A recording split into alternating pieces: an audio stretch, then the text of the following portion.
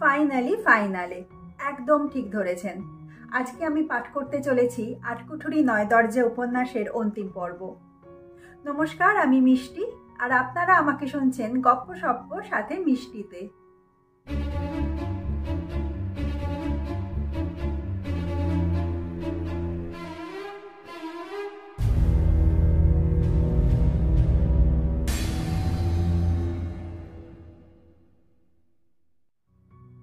একজন মানুষ, সে হার্ট অ্যাটাকে মারা যায়, তাকে কবরও দেওয়া হয়, কিন্তু সে বেঁচে ফিরে আসে। তার এই পুনর্জন্ম, এই আত্মত্যাগ, এই স্বার্থত্যাগ, সমস্ত কিছুই কিন্তু দেশের স্বৈরাচারী শাসনের অবসান ঘটানোর জন্য। কিন্তু আকাশলাল কি সত্যি বেঁচে ফিরে আসে? সে নিজে যে পরিকল্পনা করেছিল সেটাকে কি পরবর্তীকালে বাস্তবায়িত করতে পারে সে? তার তিন প্রধান সঙ্গী ডেভিড, হায়দার এবং ত্রিভুবন, এদের মধ্যে একমাত্র হায়দার এই মুহূর্তে বেঁচে আছে। তারও কি বাকি সঙ্গীদের মতোই পরিণতি হবে শেষ পর্যন্ত? ভার্গিস, পুলিশ কমিশনার, তারও কিন্তু চাকরি নিয়ে টানাটানি শুরু হয়ে গেছে। সে কি পারবে নিজের চাকরি বাঁচিয়ে রাখতে? মিনিস্টারও কি পারবে নিজের চেয়ার আঁকড়ে ধরে রাখতে? নাকি ম্যাডামের তুখর বুদ্ধির কাছে সবাই ধরাশায়ী হবে? এই সমস্ত কিছুর উত্তর আজকে আমরা এই পর্বে পাব। তাহলে চলুন শুরু করা যাক আজকের গল্প পাঠ।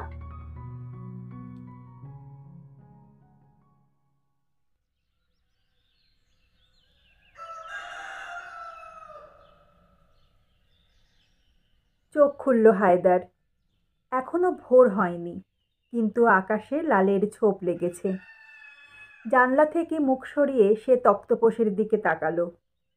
আকাশলাল ঘুমাচ্ছে পাশ ফিরে, একদম সুস্থ মানুষের মতো ঘুমাবার ধরন। দেখতে দেখতে 5 দিন হয়ে গেল এখানে। এই পাহাড়ি উপত্যকার ছোট গ্রামটিতে মানুষজন কম, তাদের কৌতূহলও বেশি নয়। ভ্যানটাকে নিয়ে দলের অন্যেরা চলে গেছে আরও উত্তরে। এই বাড়িটা যার, সেই বুড়ো বড় ভালো মানুষ। লোকটা ঘুমাচ্ছে পাশের ঘরে। বিপ্লবের শুরুতেই ওর 2 ছেলে প্রাণ হারিয়েছিল শহরে, কিন্তু তা নিয়ে কোনো আক্ষেপ করেনি একবারও। খাবার দাবার ওই এনে দিচ্ছে। জানলার পাশে ইজি চেয়ার পেতে আধশোয়া হয়ে হায়দারের দিনগুলো কাটছিল। এখানে বসার প্রধান কারণ, জানলা দিয়ে অনেকটা দূর দেখা যায়। পুলিশ যদি খবর পেয়ে আসে তাহলে অন্তত মিনিট 5 সময় পাওয়া যাবে। পালাতে না পারলেও লড়ে মরার সুযোগ পাবে। তাই ঘুম এবং জাগরণের মধ্যে 5টা দিন কেটে গেল। এই কটা দিন পৃথিবী থেকে সে প্রায় বিচ্ছিন্ন। এ ঘরে টিভি নেই, থাকার কথাও নয়, কিন্তু ছোট রেডিও আছে একখানা, তাই বাজিয়ে খবর শোনার চেষ্টা করেছে, কিন্তু নতুন কিছু জানতে পারেনি।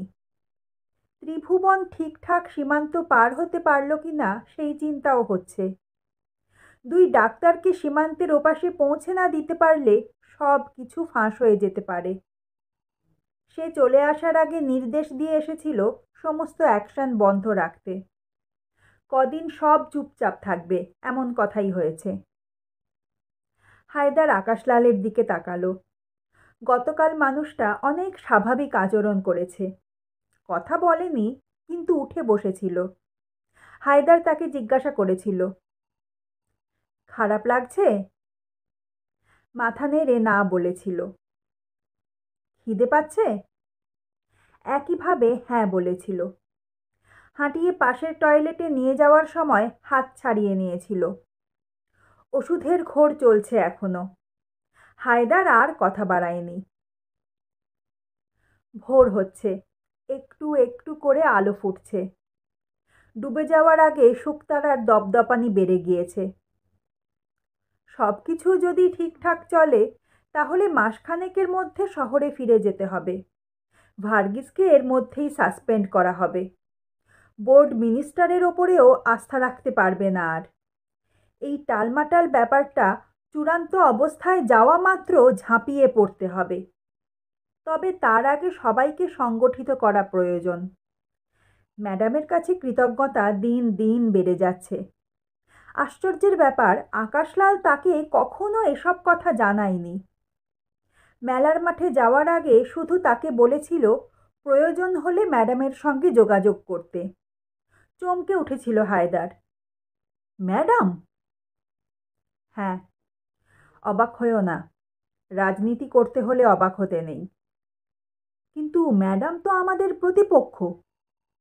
হ্যাঁ, তবে ম্যাডামের প্রতিপক্ষ হলো বোর্ড। কিন্তু সেটা তিনি ওদের জানতে দিতে চান না। আমরা বোর্ডের ধ্বংস চাই। শুধু এই কারণেই ম্যাডামের সঙ্গে আমরা বন্ধুত্ব করতে পারি। বন্ধুত্ব? হ্যাঁ, রাজনৈতিক বন্ধুত্ব। ব্যাপারটা অবিশ্বাস্য বলে মনে হলেও আকাশলালের তথাকথিত মৃত্যুর পরে ম্যাডামের নির্দেশ এসেছিল। নির্দেশই বলা উচিত। উত্তরের জন্যে ভদ্রমহিলা অপেক্ষা করেননি। এই যে বাড়ি ছেড়ে চলে আসা, তাও ওই ভদ্রমহিলার পরামর্শেই। এবং এই সব পরামর্শ এখনো তাদের বিপদে ফেলেনি। চোখ বন্ধ করল হায়দার। তার ঘুম পাচ্ছিল অনেকক্ষণ ধরে। রাতে যে অনিশ্চয়তা থাকে, দিনে সেটা কমে যায়। ঘুমিয়ে পড়ল হায়দার।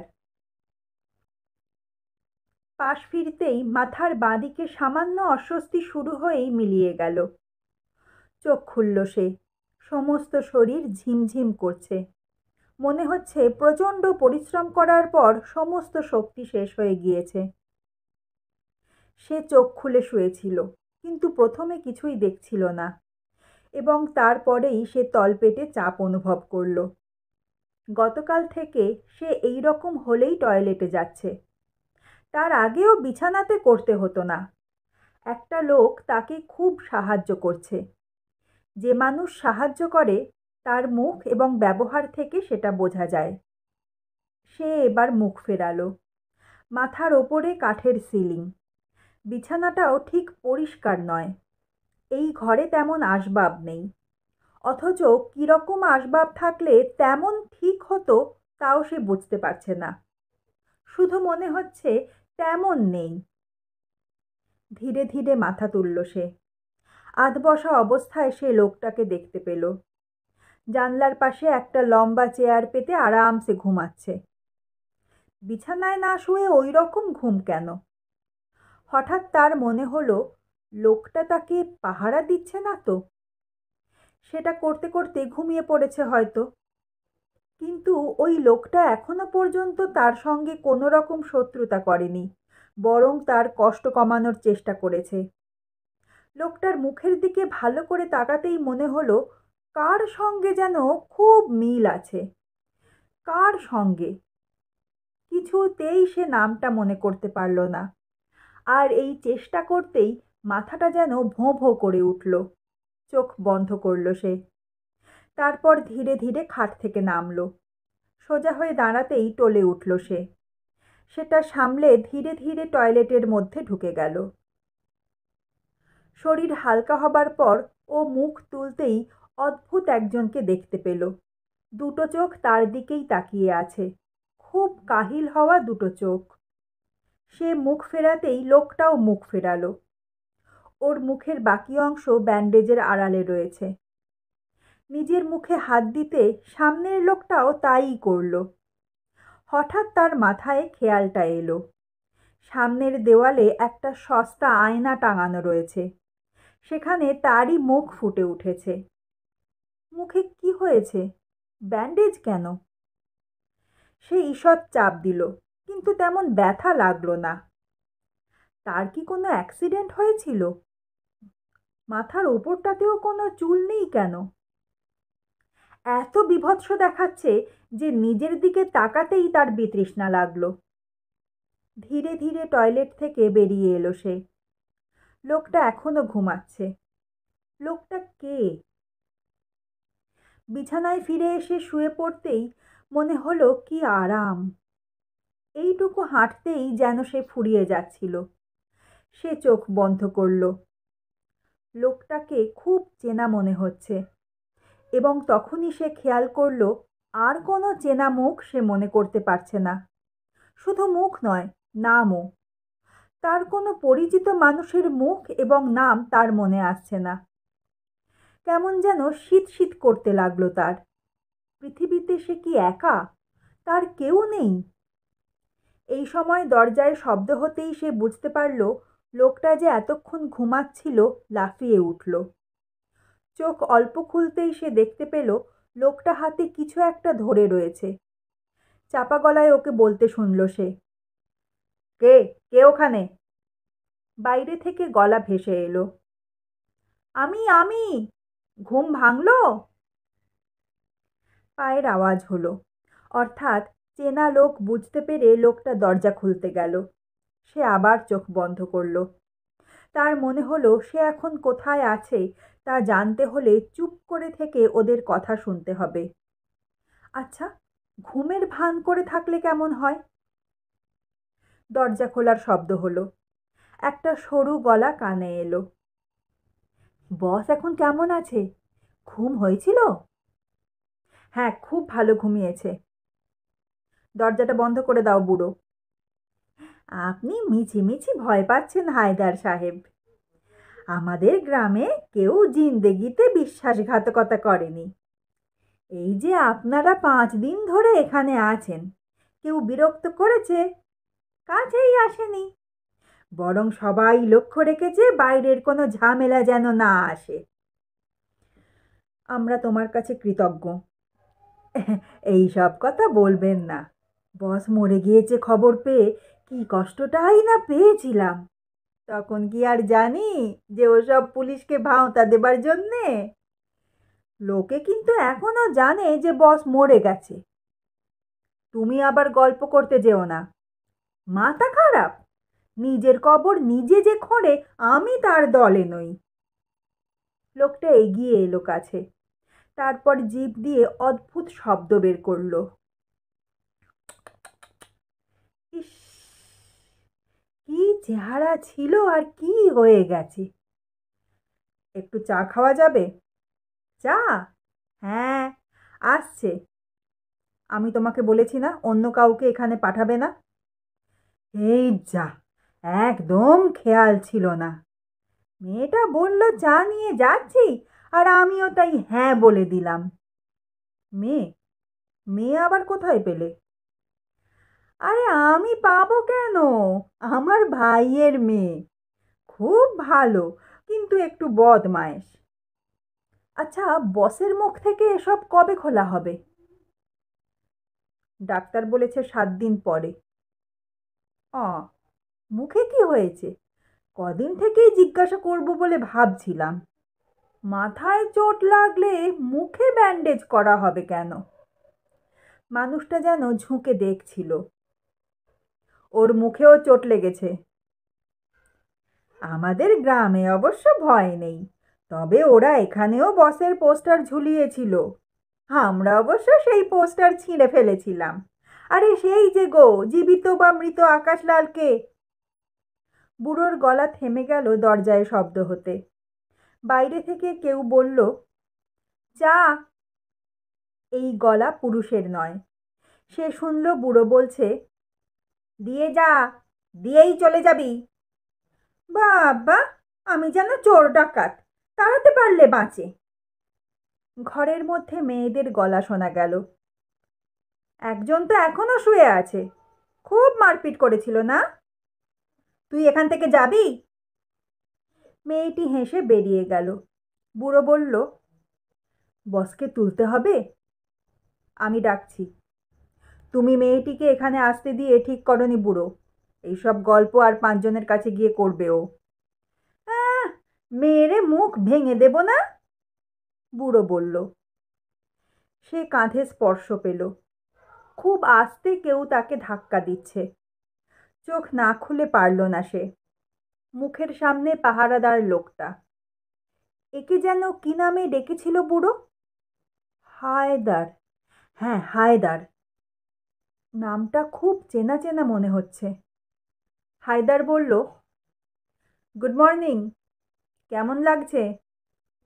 মাথা নেড়ে ভালো বলল সে। হ্যাঁ, মনে হচ্ছে লোকটার সঙ্গে তার ভালো পরিচয় ছিল। আবছা আবছা কিছু, কিন্তু ঠিক জুড়ছে না সেগুলো। উঠতে পারবেন? চা এসে গেছে। ধীরে ধীরে উঠে বসল সে।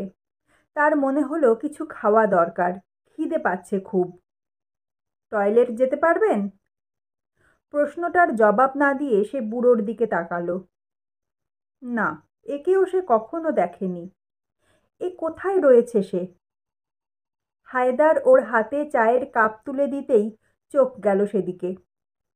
কোনো কিছুই যে তার মনে পড়ছে না এমন নয়, কিন্তু মনে পড়ে যাওয়ার মুখেই কেউ যেন দ্রুত জল ঘোলা করে দিচ্ছে। কোনো ছবিই ঠিকঠাক তৈরি হচ্ছে না তাই। অর্ধেক খাওয়ার পর ইচ্ছেটা চলে গেল। মনে হলো পেট ভরে গেছে, এখন শুয়ে পড়লেই আরাম। সে সেই চেষ্টা করলে হায়দার বাধা দিল। না না, আপনি টয়লেট থেকে ঘুরে আসুন, আমি ততক্ষণে বিছানাটা চেঞ্জ করে দিচ্ছি। উঠে পড়ুন। বুড়ো এগিয়ে এলো, ওর হাত ধরে খাট থেকে নামলো। টয়লেটের দিকে নিয়ে যাওয়ার সময় সে আপত্তি করল, টয়লেটে যাবে না। বুড়ো ওকে জানলার পাশে নিয়ে আসতেই সে ইজি চেয়ারে বসে পড়ল। শরীর এগিয়ে নিয়ে বাইরে তাকালো। নীল আকাশে আলোর আভা। আহ, কি সুন্দর! মন ভরে গেল। বস, আমাকে চিনতে পারছো? সে মুখ ঘোরালো। বৃদ্ধ তার পাশে এসে দাঁড়িয়েছে, মুখে অদ্ভুত অভিব্যক্তি। না, সে চেনে না, কোনো দিন দেখেনি। কিন্তু এই কথাটা যে বলা যাবে না তা সে বুঝতে পারল। অতএব তাকে হাসতে হলো। সেই হাসি দেখে লোকটি খুব খুশি হলো। মাথা নাড়তে নাড়তে বলল, আমি জানতাম, আমি জানতাম বসের স্মৃতিশক্তি আমাদের অনেকের চেয়ে ভালো। অত দিন আগে দেখা হয়েছে, অথচ ঠিক মনে আছে। আপনার জন্যে খুব চিন্তায় ছিলাম বস। আপনি চলে গেলে এদেশে আর কোনো নেতা থাকতো না। তার মানে আমি নেতা? সে মনে মনে বলল। হায়দার এগিয়ে এলো। আমাদের যেখানে আশ্রয় নিতে হয়েছে সেখানে কোনো ডাক্তার নেই, তবু আমি শহর থেকে একজনকে নিয়ে আসার চেষ্টা করতে পারি। আপনার শরীরে এখন কি কি অসুবিধে হচ্ছে? ঠিক বুঝতে পারছি না, খুব দুর্বল লাগছে আর মাথাটা ঘুরছে। সে কথা বলল, বলতে গিয়ে বেশ অসুবিধে হচ্ছিল। চোখ বন্ধ করল সে। দুর্বল তো হবেনি, গত কয়েক সপ্তাহ ধরে যে ধকল গিয়েছে। আমরা তো আপনার বাঁচার আশাই ছেড়ে দিয়েছিলাম। যে অপারেশন আপনার ওপর করা হয়েছে তা পৃথিবীতে আগে কখনো হয়নি। আপনি তো সবই জানেন। হায়দার ধীরে ধীরে কথাগুলো বলছিল। অপারেশন? কি অপারেশন? আবছা আবছা কিছু মনে পড়ছে তার, কিন্তু কি সেগুলো? সে মাথা নাড়ল। আপনাকে খবরগুলো জানানো দরকার। আপনার হার্ট অ্যাটাক হবার পর আপনি তো এখনো পর্যন্ত কিছুই জানেন না। ডেভিড সুড়ঙ্গ থেকে বের হতে পারেনি। আপনাকে ভার্গিস কবর দিয়েছিল সেই রাত্রেই। আমরা খুব দ্রুত আপনাকে সুড়ঙ্গ পথে বের করে নিয়ে আসি। অ্যাম্বুলেন্সে করে লেডি প্রধানের বাড়ি নিয়ে যাই। একের পর এক ঘটনাগুলো বলে যেতে লাগলো হায়দার। তারপর থেমে গেল। আপনি শুনেছেন ডেভিড নেই? মাথা নাড়ল সে। হ্যাঁ, শুনলাম। ও। একটু চুপ করে থেকে আবার বাকিটা বলতে লাগলো হায়দার। আকাশলালের এমন নির্লিপ্ত আচরণ তার একটুও পছন্দ হচ্ছিল না। লোকটা কি সুস্থ? ওর কি মস্তিষ্ক ঠিকঠাক কাজ করছে? কেমন যেন সন্দেহ হচ্ছিল তার। কথা শেষ হওয়া মাত্র সে হাত তুলল। আমি একটু বিশ্রাম চাই, আমাকে একা থাকতে দাও। হায়দার বলল, হ্যাঁ হ্যাঁ, নিশ্চয়ই নিশ্চয়ই। বুড়ো, চলো বাইরে যাই। বৃদ্ধ দ্রুত বেরিয়ে যেতেই হায়দার চাপা গলায় বলল, এখানকার কারো সামনে আপনার মুখের ব্যান্ডেজ খোলা ঠিক হবে না। লোকে আপনার আগের মুখটা মনে রেখেছে। প্লাস্টিক সার্জারির পর কি দাঁড়িয়েছে তা বেশি লোককে না জানানোই ভালো। হায়দার বেরিয়ে গেল ছোট রেডিওটা সঙ্গে নিয়ে। সে নিজের মুখে হাত দিল। অর্থাৎ তার মুখেও অপারেশন করা হয়েছে। সে নেতা। তার নাম আকাশলাল। কিসের নেতা? কি করেছিল সে? শুয়ে শুয়ে ভাবতে গিয়ে মাথার যন্ত্রণাটা ফিরে এলো। চোখ বন্ধ করে থাকলো সে। পাহাড়ি গ্রামটা বেশ ছোট। বুড়োকে পাহারায় থাকতে বলে হায়দার এগিয়ে গেল খাদের দিকটায়। এখানে সব ভালো, শুধু রেডিও চালালেই মানুষ কাছে এসে শোনার চেষ্টা করে। সমস্ত পৃথিবীতে যেখানে টিভি অ্যান্টেনা ছেয়ে গেছে, এখানে রেডিওর জন্যেও কিছু লোক কৌতূহলী। কাছে পিঠে মানুষ নেই দেখে হায়দার নব ঘোরালো। ভ্যানটার ফিরে আসার কথা দিন কয়েক বাদে। তার মানে আগামীকাল। ওই ভ্যানে ওয়্যারলেস সেট রয়েছে। কিছু আধুনিক অস্ত্রও আছে। ওটা চলে এলে নিজেকে বিচ্ছিন্ন বলে মনে হবে না। রেডিওতে নানান শব্দ হচ্ছিল। অনেকগুলো স্টেশন একসঙ্গে জড়িয়ে আছে। বেশ কিছুক্ষণ চেষ্টার পর সে শহরটাকে ধরতে পারল। দেশাত্মবোধক গান হচ্ছে। শালা। তারপরেই মনে হলো শুনতে খারাপ লাগছে না। মনে হচ্ছে সে খুব কাছাকাছি রয়েছে। শত্রুর সান্নিধ্যেও নিজেকে একা বলে মনে হয় না। গান শেষ হলো। এরপর খবর শুরু হলো। এই পাঠকের গলা নতুন মনে হলো। দেশের অর্থনৈতিক কাঠামো আরও সুদৃঢ় করার জন্য বৈদেশিক ঋণ আসছে। শহর থেকে উগ্রপন্থীদের নির্মূল করা হয়েছে। মৃত আকাশলালের লাশ উদ্ধার করতে অক্ষম হওয়ায় পুলিশ কমিশনার ভার্গিসকে বরখাস্ত করা হয়েছে। শ্রীযুক্ত বীরেন্দ্র থাপা নতুন পুলিশ কমিশনার হিসেবে শপথ গ্রহণ করেছেন। পূর্বতন কমিশনার ভার্গিসের দেশ সেবার কথা মনে রেখে তাঁর বিরুদ্ধে আর কোনো শাস্তিমূলক ব্যবস্থা গ্রহণ করা হয়নি। তবে তিনি সব রকম সরকারি সুযোগ সুবিধে থেকে বঞ্চিত হচ্ছেন। তার পরের খবরগুলো নেহাতই জোলো। ভার্গিস আর নেই। এ খবরটা হায়দার কিছুতেই বিশ্বাস করতে পারছিল না। অমন প্রতাপশালী কুখ্যাত পুলিশ অফিসারকে বোর্ড সরিয়ে দিতে পারল? ওরা ভুল করল। থাপা একটি গোবেচারা অফিসার। ভার্গিসের ক্ষমতার 1/10ও ওর নেই। ভার্গিসের চলে যাওয়া মানে বিপ্লবের পথ আরও পরিষ্কার করা। আকাশলাল প্রায়ই বলতো, ভার্গিসের পরে যে লোকটা আসবে আমাদের উচিত তার সঙ্গে বন্ধুত্ব করা। এক সময় মনে হয়েছিল সোম সেই লোক। এখন জানা গেল থাপা পুলিশ কমিশনার হয়েছে। থাপার সঙ্গে কোনো যোগাযোগ তৈরি করতে কি পেরেছিল আকাশলাল? গান শুনবো। আদুরে গলায় চমকে তাকালো হায়দার। বুড়োর ভাইঝি। হ্যাঁ, শরীর বটে। বুকের ভেতর ঠিপ ঠিপ করে উঠল হায়দারের। সে বলল, এই যা ভাগ। এ মা, আমি কি কুকুর যে ওইভাবে কথা বলছো? মেয়েটা হাসল। তুমি দিনরাত ওই ব্যান্ডেজে মোড়া লোকটাকে পাহারা দাও কেন বলো তো? তোর কি? লোকটার কি হয়েছে গো? অজ্ঞান হয়ে পড়েছিল এতদিন। বুড়োকে জিজ্ঞাসা কর, সেই বলবে। ও মা, তুমি একটু মিষ্টি করে কথা বলতে পারো না? কেন, আমি কি দেখতে খারাপ? জানো, আমার জন্যে 4-5 ক্রোশ দূরের গ্রামের ছোকরারা এখানে ঘুরে বেড়ায়। আমি পাত্তা দিলে এতদিনে 10-12টা বাচ্চা হয়ে যেত। কথাটা শোনা মাত্র অট্টহাস্যে ভেঙে পড়ল হায়দার। এরকম কথা জীবনে শোনেনি সে। মেয়েটা বোকা বোকা চোখে চেয়ে দেখে বলল, পাগল। বলে উল্টো দিকে হাঁটতে লাগলো। হাসি থামিয়ে ওর যাওয়া দেখল হায়দার। না, সত্যিই বয়স হয়ে যাচ্ছে। নিজের জন্যে ভাবার সময় পায়নি এতকাল। মেয়ে মানুষের কথা চিন্তা করেনি কতকাল। বিপ্লব শেষ হয়ে গেলে দেশে শান্তি ফিরে এলে চিন্তা করা যাবে, এমন ভাবতে ভাবতে হয়তো দিনই চলে যাবে। তার যদি কোনো বদ ইচ্ছে থাকতো তাহলে এই মেয়েটাকে ঠকিয়ে। না, মাথা নাড়ল সে। বুড়োকে চলে যেতে বলে ঘরে ঢুকলো হায়দার। বুড়ো জানে আকাশলাল এই ঘরেই আছে, সে মারা যায়নি।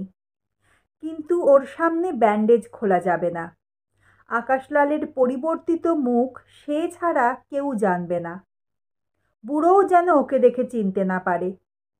হায়দার দেখল আকাশলাল ঘুমাচ্ছে।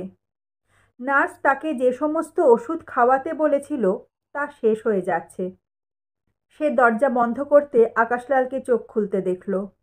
হায়দার বলল, একটা সুসংবাদ আছে, ভার্গিসকে বরখাস্ত করা হয়েছে। ভার্গিস? বুঝতে পারল না সে। আমাদের কুখ্যাত পুলিশ কমিশনার, এখন রাস্তার লোক, কমন ম্যান। ওর জায়গায় যাকে ওরা প্রমোশন দিয়েছে সে বেটা 1 নম্বরের হাঁদা। কে?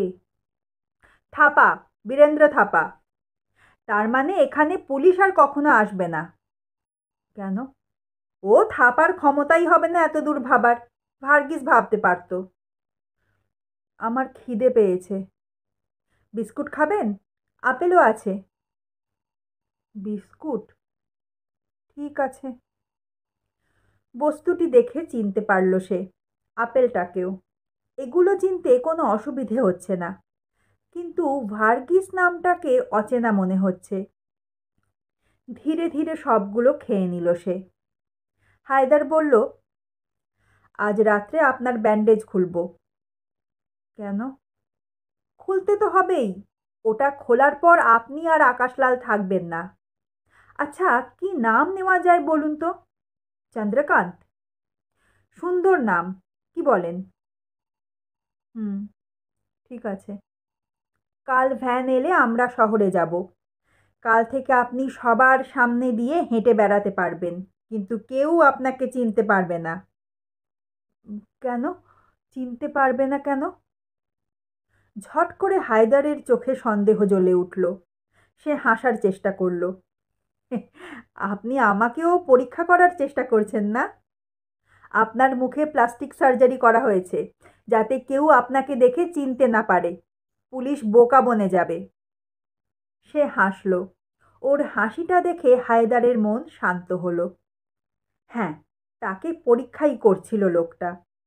শুধু কথাটা যেন বড্ড কম বলছে, এই যা। সারাটা দিন শুয়ে শুয়ে সে অনেক ভাবল। তার নাম আকাশলাল। সে নেতা। তার একটা দল আছে। পুলিশ বোধহয় তাকে খুঁজছে, নইলে বোকা বনে যাওয়ার কথা বলবে কেন হায়দার? সন্ধ্যের পর একটু শুয়েছিল হায়দার। এখানে রাতের খাবার বিকেল বিকেল এসে যায়। একটুও দেরি করেনি। খেয়ে নিয়ে গায়ে এলিয়েছিল ইজি চেয়ারে। খাওয়া দাওয়ার পর টয়লেটে ঢুকে ব্যান্ডেজে হাত দিয়েছিল সে। ধীরে ধীরে ব্যান্ডেজের বাঁধন খুলতে লাগলো। একটু একটু করে পাতলা হয়ে যাচ্ছিল সেটা। শেষ বাঁধন সরে যেতেই প্যাড দেখতে পেল। প্যাডের নিচে মোটা তুলো। সেগুলো চামড়ায় আটকে আছে। আয়নায় নিজের মুখ দেখল সে। মুখ ভর্তি সাদা সাদা চাপ তুলো। সন্তর্পণে ব্যান্ডেজটা মুখে মাথায় জড়িয়ে ঘরে ফিরে এলো সে। একটু চিন্তা করলেই মাথার ভেতর যে কষ্টটা দপদপিয়ে ওঠে সেটা জানান দিচ্ছে। খাটে শুয়ে সে সামনের দিকে তাকাতেই হায়দারকে দেখতে পেল। হায়দার তার দিকে এক দৃষ্টিতে তাকিয়ে আছে। অস্বস্তি হচ্ছিল ওর। হায়দারকে তার চেনা চেনা মনে হচ্ছে, কিন্তু ঠিক ঠাহর করতে পারছিল না। হায়দার তার শত্রু না বন্ধু তাও বুঝতে অসুবিধে হচ্ছে। বরং যে বুড়ো মানুষটা একটু আগে এসেছিল তাকে অনেক স্বাভাবিক বলে মনে হয়েছিল। সে দেখল হায়দার চোখ ফিরিয়ে জানলার বাইরে তাকালো। যেন খুব দুশ্চিন্তায় পড়েছে, এমন একটা ভাব। হঠাৎ মনে হলো ওই লোকটা তাকে আটকে রেখেছে। এই ঘরে এমন অসুস্থ হয়ে তার থাকার কথা নয়। তবে তাকে এখানে আটকে রাখার পেছনে কি উদ্দেশ্য কাজ করছে সেটা বোঝা যাচ্ছে না। ও কি তাকে মেরে ফেলতে চায়? অথবা কারোর হাতে তুলে দেবার জন্য অপেক্ষা করছে? মাথার যন্ত্রণা তীব্র হয়ে উঠতেই সে অস্ফুট শব্দ উচ্চারণ করল। চমকে তার দিকে তাকালো হায়দার। তারপর দ্রুত উঠে এলো পাশে। শরীর খারাপ লাগছে নাকি? সে মাথা নাড়ল। না। হায়দার কয়েক মুহূর্ত চুপ করে রইল। তারপর বলল, তোমার কি সব কথা মনে আছে? সে চোখ বন্ধ করল। কি উত্তর দেওয়া উচিত? কোনো কথা মনে ঠিকঠাক আসছে না সেটা জানিয়ে দেবে?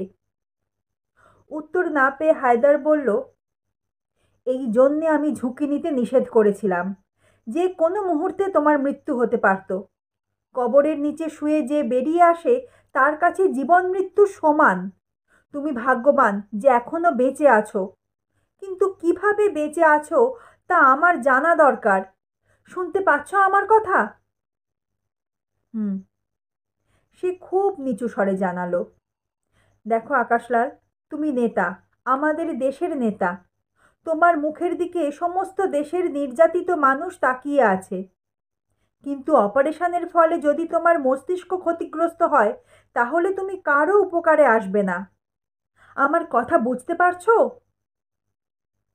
হায়দার ঝুঁকে কথা বলছিল। হ্যাঁ। সে ঠোঁট ফাঁক করল। পুলিশ তোমাকে খুব শিগগির আবার খুঁজতে শুরু করবে। এখনো পর্যন্ত তোমার ডেড বডির খবর নিচ্ছিল ওরা। কিন্তু আমাদের কিছু মানুষকে পুলিশ গ্রেফতার করেছে। যে কোনো মুহূর্তেই তারা জেনে যেতে পারে তুমি বেঁচে আছো। আমার কথা তুমি বুঝতে পারছো? সে উত্তর দিল না। তার মস্তিষ্ক কাজ করছিল না। অদ্ভুত অবসাদ তাকে আচ্ছন্ন করে ঘুমের দেশে নিয়ে গেল। হায়দার সেটা লক্ষ্য করে বিরক্তি নিয়ে সরে এলো। তার মনে হলো সেই মানুষটা আর নেই। এখনকার আকাশলালকে পাহারা দেওয়া আর মৃতদেহ আগলে বসে থাকা একই ব্যাপার। ঘুম ভাঙতেই সে জানলার দিকে তাকালো। কেউ নেই ওখানে। জানলাটাও বন্ধ। ঘরে একটা আবছা অন্ধকার। সে মুখ ফেরালো। কেউ নেই এখানে। হায়দার কোথায় গেল? টয়লেটের দরজাটাও খোলা। সে উঠে বসল। তোমার মস্তিষ্ক যদি ক্ষতিগ্রস্ত হয় তাহলে তুমি কারো উপকারে আসবে না। হায়দারের কথাগুলো মনে পড়তেই সে শক্ত হলো। ক্ষতিগ্রস্ত হয়েছে কিনা সে জানে না, কিন্তু কিছুই মনে পড়ছে না এখনো। আচ্ছা, উপকারে না এলে হায়দার কি তাকে মেরে ফেলবে? সে শঙ্কিত হলো। তাকে আকাশলাল বলে ডেকেছে হায়দার। ওটাই তার নাম। তার অপারেশন হয়েছিল, কবরের নিচে ছিল। সেখান থেকে নিশ্চয়ই তাকে তুলে আনা হয়েছে। তার মানে মরে গেলেও আবার তাকে বাঁচানো হয়েছে। সেটা কিভাবে সম্ভব হলো তা বোঝা যাচ্ছে না। কিন্তু পুলিশ তার খোঁজ করছে, কারণ দেশের নির্যাতিত মানুষের জন্যে সে কিছু করতে গিয়েছিল। কি সব ধোঁয়াশা ধোঁয়াশা কথা! আকাশলাল খাট থেকে অন্যমনস্ক হয়ে নামতে যেতেই টাল সামলাতে পারল না। উল্টে পড়ে গেল মেঝের ওপর। মাথাটা বেশ জোরেই ঠুকে গেল খাটের পায়ায়। তীব্র ব্যথায় চিৎকার করে উঠল সে। সেই চিৎকার শুনে কেউ ছুটে এলো না। বেশ কয়েক মিনিট মরার মতো পড়ে রইল আকাশলাল। দপদপ করছে সমস্ত মাথা। সেটা একটু কমতে সে টলতে টলতে টয়লেটে পৌঁছে গেল। শরীরের ভার হালকা করে মনে হলো অনেকটা ভালো লাগছে। আয়নার দিকে তাকালো সে। ব্যান্ডেজ মোড়া মুন্ডুখানা কি বীভৎস দেখাচ্ছে। সে নিজের বুকে হাত দিল। চামড়া উঁচু ঠেকল। ক্রমশ হাত নামাতে সে একটা সরল রেখায় মোটা আলের মতো কিছু টের পেল বুকের ওপর।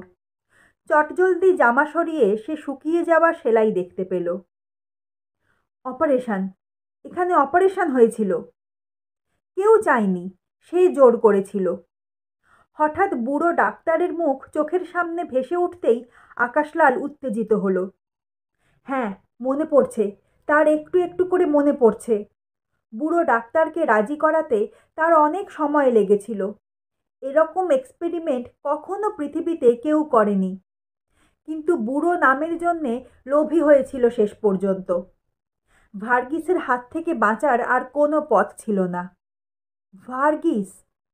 একটা বিশাল শরীরের মানুষকে মনে পড়ল। বুলডগ। হাতে চুরুট নিয়ে সারা দেশ খুঁজে বেড়াচ্ছে তাকে। তারপরেই খেয়াল হলো হায়দারের কথা। হায়দার বলেছিল ভার্গিসের আর চাকরি নেই। কেন? এলোমেলোভাবে ছুটে আসা স্মৃতিকে সাজাতে অনেক সময় লাগলেও কিছু কিছু জায়গায় জোর লাগছিল না। খাটে শুয়ে শুয়ে আকাশলাল সেই চেষ্টা করছিল। কিছু কিছু ঘটনার কথা তার স্পষ্ট মনে পড়ছিল, আবার কোনো কোনো মুখ বা ঘটনা উধাও। শেষ পর্যন্ত আকাশলাল যা ভাবতে পারল তা হলো স্বৈরাচারী রাষ্ট্রশক্তির বিরুদ্ধে দীর্ঘকাল সংগ্রাম চালিয়েছিল তারা। দেশের অনেক মানুষ শুধু প্রাণের ভয়ে এবং সংস্কারের কারণে তাদের সঙ্গে যোগ দেয়নি। তার সঙ্গী সাথীদের অনেকেই পুলিশের হাতে মারা গিয়েছে। তার মাথার মূল্য অনেক টাকা ঘোষণা করা হয়েছিল। ভার্গিস নামের এক পুলিশ অফিসার তাকে ধরার জন্যে মরিয়া হয়ে উঠেছিল। সেই বুড়ো ডাক্তারের সঙ্গে পরামর্শ করে সে ধরা দেয়। বুড়ো তার বুকের মধ্যে অপারেশন করেছিল। প্রথমবারেরটা জানতো। দ্বিতীয়বার যখন মৃত ভেবে পুলিশ কবর দিয়েছিল, তখন সঙ্গীরা সেখান থেকে তুলে নিয়ে আসার পর বুড়ো অপারেশন করে বাঁচিয়ে তোলে। সে যে বেঁচে আছে তার প্রমাণ হলো সে এইসব ভাবতে পারছে। কিন্তু অনেক কিছু তার মনে আসছে না। তার নিজস্ব বাড়ি কোথায় ছিল? তার কোনো আত্মীয় স্বজন আছে কিনা? এই ছোট্ট ঘরে সে কেন পড়ে আছে? আর ওই লোকটা যে তাকে পাহারা দিচ্ছে, সে তার মিত্র কিনা? লোকটাকে সে আগে দেখেছে, কিন্তু ডেভিড অথবা আবছা ত্রিভুবনের সঙ্গে এই লোকটার মুখ গুলিয়ে যাচ্ছিল তার কাছে। ত্রিভুবন অথবা ডেভিডের নামও স্পষ্ট মনে আসছিল না। দরজায় শব্দ হলো। কেউ সেটা খুলল। পায়ের আওয়াজ কাছে আসার পর সে মেয়েটিকে দেখতে পেল। ওর হাতে দুটো কৌটো। চোখাচোখি হতেই মেয়েটা হাসল। তারপর জিজ্ঞাসা করল, খিদে পেয়েছে? আকাশলাল মাথা নাড়ল। হ্যাঁ। মেয়েটি সঙ্গে সঙ্গে একটা কৌটো নিয়ে এগিয়ে এলো। ঢাকনা খুলে সামনে ধরে জিজ্ঞাসা করল, উঠে বসে খেতে পারবে? আকাশলালের ভালো লাগলো। সে ধীরে ধীরে উঠে বসে দেখল দুটো মোটা রুটি আর আলুর তরকারি রয়েছে কৌটোর ভেতরে। সে হাত বাড়িয়ে কৌটোটা নিল। মেয়েটা বলল, ওরা বলে তোমার মাথায় অপারেশন হয়েছে, কিন্তু তাহলে মুখ ঢাকা থাকবে কেন? মুখে কি হয়েছিল? আমি জানি না। রুটি ছিঁড়ল আকাশলাল, খুব শক্ত। মেয়েটা হাসল। তোমার মুখ কেমন দেখতে আমি জানি না। কি জবাব দেবে আকাশলাল? সে রুটি চিবোতে লাগলো। চোয়ালে সামান্য চিনচিনে ব্যথা হলেও সে উপেক্ষা করল। মেয়েটা বলল, তোমার ওই সঙ্গী খুব রাগী না? জানি না। গ্রাম্য রান্নাও এখন ভালো লাগছে আকাশলালের। ও তো বলেছে আর কেউ যেন এ ঘরে না ঢোকে। তোমাদের পুলিশ খুঁজছে? কি জানি। তোমাকে যেদিন প্রথম এখানে ভ্যানে চাপিয়ে এনেছিল, সেদিন তো তুমি মরার মতো শুয়েছিলে। আমি তো ভেবেছিলাম ঠিক মরে যাবে। মরে তো যায়নি। এক একজনের জান খুব কড়া হয়। এই জায়গাটার নাম কি? কুংলু। ও, এখান থেকে শহর কত দূরে? একদিন হাঁটলে একটা শহরে যাওয়া যায়। সেখানে দুটো সিনেমা হল আছে বলে শুনেছি। ও, বড় শহর? সেখানে মেলা হয়? ও, সে অনেক দূর। গাড়িতে একদিন লাগে। তুমি খুব ভালো মেয়ে। কেউ বলে না এ কথা। মেয়েটা যেন লজ্জা পেল। তোমার বিয়ে হয়নি? হয়েছিল, কিন্তু তাকে পুলিশ জেলে রেখে দিয়েছে। কেন? কেন আবার? সে আকাশলালের দলে কাজ করত। সবাই বলে আর কখনো সে ফিরে আসবে না। আর 1 বছর দেখি। আকাশলালের বুকের ভেতর চিনচিন করে উঠল। তারপর? তারপর আবার বিয়ে করব। আমাকে বিয়ে করার জন্য 7 জন হাঁ করে বসে আছে। আমিও তো মানুষ। কতদিন আর উপোস করে বসে থাকি বলো? ওই 7 জন এই গ্রামের ছেলে? না না, 4 জন বাইরের। একজনের আবার ঘোড়ার গাড়ি আছে। তুমি কি তাকেই বিয়ে করবে? দেখি। ঘোড়ার গাড়িতে চড়তে আমার খুব ভালো লাগে। আমি চালাতেও পারি। তুমি যদি চড়তে চাও আমি তাহলে ব্যবস্থা করতে পারি। সেটা মন্দ হয় না, কিন্তু ওই গাড়ি এই গ্রামে আনা যাবে না। সবার চোখ টাটাবে। ঘোড়ার গাড়িতে যদি তোমাকে উঠতে হয় তাহলে হেঁটে নিচের ঝর্ণা পর্যন্ত যেতে হবে। ওইখানে আমি গাড়িটাকে নিয়ে আসতে পারি। ও রাগ করবে না। তার মানে তুমি ওকেই বিয়ে করবে? উপায় কি? 7 জনের মধ্যে ওই সবচেয়ে ভালো। তবে 1 বছর এখনো অপেক্ষা করতে হবে আমাকে। তোমার স্বামীর নাম কি? বীরবিক্রম। খাওয়া হয়ে গিয়েছিল। আকাশলাল কৌটোটা ফেরত দিয়ে জল চাইলে মেয়েটা ঘরের এক কোণে রাখা পাত্র থেকে কৌটোয় জল ঢেলে এনে খাওয়ালো। আকাশলাল জিজ্ঞাসা করল, তাহলে কখন তুমি আমাকে ঘোড়ার গাড়িতে চড়াচ্ছ? কাল ভোরবেলা, খুব ভোরে। সেই সময় গ্রামের সবাই ঘুমিয়ে থাকে। কিন্তু তুমি কি রাস্তা চিনে ঝর্ণার ধারে একা যেতে পারবে? কিভাবে যাব বলে দাও। মেয়েটা চোখ বন্ধ করে ভেবে নিয়ে বলল,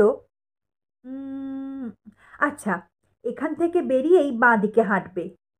সরু পায়ে চলা পথ সোজা নিচে নেমে গিয়েছে। তারপর একটা মাঠ পাবে। মাঠের ডান দিক দিয়ে একটু এগোলেই নিচে আর একটা রাস্তা দেখতে পাবে। তার গায়েই ঝর্ণা। কাল ভোরবেলায় তো? হ্যাঁ। মেয়েটা কয়েক পা পিছিয়ে গেল। কিন্তু এমন মুখ নিয়ে কি যাওয়া ঠিক হবে? আমি ব্যান্ডেজ খুলেই যাব, তোমার চিন্তা নেই। মেয়েটা খালি কৌটো নিয়ে বেরিয়ে গেল একগাল হেসে। দ্বিতীয় কৌটোটা রেখে গেল ঘরে হায়দারের জন্যে। আবার শুয়ে পড়ল আকাশলাল। তার মন বলছিল, এই ভালো হলো। এখানে থাকতে তার একটুও ইচ্ছে হচ্ছে না। হায়দারকে বিশ্বাস করতে পারছে না সে। কিন্তু পায়ে হেঁটে নিকটবর্তী শহরেও তার পক্ষে যাওয়া সম্ভব নয়। এভাবে শুয়ে থাকলেও শরীর সারতে কতদিন লাগবে তা ঈশ্বরই জানেন। এই মেয়েটা সরল, তাই ধরে নেওয়া যায় সত্যি কথা বলছে। ওর ঘোড়ার গাড়িতে চেপে যদি নিকটবর্তী শহরে যাওয়া যায় তাহলে? কিন্তু অতটা পথ মেয়েটা যেতে রাজি হবে কেন? দরজায় শব্দ কানে আসতেই চোখ বন্ধ করল আকাশলাল। তার কানে হায়দারের গলা পৌঁছালেও সে ফিরে তাকালো না। এখন তো ঘুমের ওষুধ দিচ্ছি না, তবু দিনরাত ঘুমোচ্ছে কি করে? হায়দার বলল। বুড়োর গলা কানে এলো। অত বড় ধকল গেছে, শরীরের সব শক্তিই তো বেরিয়ে গেছে। লিডার আবার আগের মতো হয়ে যাবে তো? সেটাই তো সন্দেহের। মনে হচ্ছে ওর ব্রেন চোট খেয়েছে। সে কি? হ্যাঁ, সব কথা ঠিকঠাক বুঝতে পারছে বলে তো মনে হয় না। তাহলে কি হবে? দেখি, ভেবে দেখি। হায়দারের গলা একটু থেমেই আবার সরব হলো। আরে, খাবার দিয়ে গেছে। একটা কৌটো কেন? ভুলে গেছে হয়তো। বড্ড চঞ্চল। আমি দেখছি। বুড়ো বেরিয়ে গেল। আকাশলাল টের পেল হায়দার একা বসে খাবার খেয়ে যাচ্ছে। আগে কখনোই সে তার জন্য অপেক্ষা না করে খাবার খেতে পারত না। প্রয়োজন ফুরিয়ে গেলে মানুষের ব্যবহার কি দ্রুত বদলে যেতে শুরু করে। আকাশলাল নিঃশ্বাস ফেলল। সেটা কানে যেতেই খাওয়া থামিয়ে হায়দার বলল, তুমি জেগে আছো? হ্যাঁ। কেমন লাগছে? ঠিক আছি। রুটি তরকারি খাবে? খেয়েছি। তাই নাকি? তাহলে তো ভালোই হয়ে গেছো। তোমার কি সব কথা মনে পড়ছে? হ্যাঁ। সব? হায়দারের গলায় এখনো সন্দেহ। ইন্ডিয়া থেকে একজন ডাক্তার তার স্ত্রীকে নিয়ে এসেছিল তোমার অপারেশনের জন্যে। মনে আছে কি অপারেশন করেছিল? ব্যাপারটা মুহূর্তে ধোঁয়াশা। সেরকম কিছু হয়েছিল বলে মনে পড়ছে না। কেন এসেছিল? কে এসেছিল? অপারেশন তো বুড়ো ডাক্তার করেছিল। আর সেটা হয়েছিল বুকের ভেতরে। তাহলে কি মুখে কোনো অপারেশন হয়েছিল? সে মাথা নেড়ে হ্যাঁ বলল। হায়দার উত্তেজিত। কি অপারেশন? কোথায় করেছিল? নিঃশব্দে হাত তুলে নিজের মুখ দেখিয়ে দিল আকাশলাল। গুড! ওহ, বাঁচালে তুমি। তোমাকে নিয়ে কি করা যায় ভেবে পাচ্ছিলাম না। শোনো, ভার্গিস নেই। রাজধানীতে এখন অনেক রকম গোলমাল শুরু হয়ে গেছে। আমাদের সেখানে যাওয়া উচিত। কিন্তু তোমার যা শরীরের অবস্থা, গাড়ি ছাড়া তো যেতে পারবে না। আমাদের ভ্যানটার এখানে ফিরে আসার কথা ছিল। এখনো যে কেন সেটা আসছে না তা বুঝতে পারছি না। তুমি বরঞ্চ কিছুদিন এখানেই থেকে যাও। এই বুড়ো খুবই বিশ্বস্ত। পাশের গ্রামে একটা ঘোড়ার গাড়ির সন্ধান পেয়েছি। লোকটা রাজি হচ্ছে না অত দূরে গাড়ি নিয়ে যেতে, কিন্তু দরকার হলে জোর করতে হবে। আমি আগামীকাল সকাল ৯টা নাগাদ রওনা হয়ে যাব। ওখান থেকে খবর না পাঠানো পর্যন্ত তুমি এখানেই থেকে যেও। সুস্থ হলে তোমায় নিয়ে যাওয়া হবে। হায়দার বলল। তুমি এখন সেখানে গিয়ে কি করবে? ম্যাডামের সঙ্গে যোগাযোগ করতে হবে। ম্যাডাম সাহায্য না করলে তোমাকে নিয়ে ভার্গিস আসার আগে বেরিয়ে আসতে পারতাম না। ম্যাডাম? খুব চেনা চেনা লাগছিল সম্বোধনটা। তোমার সাথে যে ম্যাডামের গোড়া থেকেই সংযোগ ছিল তা কিন্তু তুমি আমাদের বলনি। নেতা হলেও এতটা ঝুঁকি নেওয়া তোমার উচিত হয়নি। তুমি মারা যাওয়ার পর উনি আমাদের সঙ্গে, মানে আমার সঙ্গে যোগাযোগ করেন। প্রথমে আমার বিশ্বাস হয়নি ঠিক, পরে অবশ্য। যাকগে, আমি কি তোমার মুখের ব্যান্ডেজ খুলে ড্রেস করে দেব? এখন নয়। ঠিক আছে, কাল সকালেই করব। যাওয়ার আগে তোমার পরিবর্তিত মুখটাকে আমার দেখে যাওয়া দরকার। হায়দার খাওয়া শেষ করে বাইরে বেরিয়ে গেল। আকাশলাল নিঃশ্বাস ফেলল। সব কথা তার মাথায় ঠিকঠাক ঢুকছে না। ম্যাডাম কে? তিনি কেন তাদের সাহায্য করছেন? চোখ বন্ধ করতেই তার ঘুম এসে গেল। ঘুম ভাঙা মাত্র আকাশলালের অস্বস্তি শুরু হলো। কি যেন একটা করতে হবে। তারপরেই মনে পড়ে গেল, ঘরের ভেতরটা এখন অন্ধকারে ঠাসা। শুধু ওপাশ থেকে নাক ডাকার শব্দ ভেসে আসছে। সে হায়দারের আবছা মূর্তি দেখতে পেল। ইজি চেয়ারে শুয়ে ঘুমোচ্ছে। এখন কত রাত। নিঃশব্দে খাট থেকে নামল আকাশলাল। গতকালের চেয়ে আজ শরীর বেশ ঝরঝরে। মাথার যন্ত্রণাটা তেমন নেই। সে সোজা হয়ে দাঁড়ালো। তারপর পা টিপে টিপে জানলার কাছে পৌঁছে আকাশ দেখল। আকাশে এখন শুকতারা জ্বলছে। বাইরের অন্ধকার তেমন গাঢ় নয়। সে নিচের দিকে তাকালো। হায়দার ঘুমাচ্ছে মরার মতো। হঠাৎ অন্ধকারেই কিছু একটা চোখে পড়ল। কালো মতো বস্তুটা ইজি চেয়ারের হাতলের ওপর হায়দারের নেতিয়ে থাকা হাতের পাশে পড়ে আছে। আকাশলাল সেটা তুলে নিতেই রিভলভারটাকে অনুভব করল। তাহলে হায়দারের কাছে রিভলভার ছিল। অস্ত্রটাকে পকেটে পুরে সে দরজার দিকে এগোলো। এখনো রাত শেষ হয়নি। মেয়েটা কি এরই মধ্যে একা বেরিয়ে গেছে পাশের গ্রামের প্রেমিকের ঘোড়ার গাড়ি নিয়ে আসতে? এত সাহস কি ওর হবে? কিন্তু ও যখন বলেছে তখন তার যাওয়া উচিত।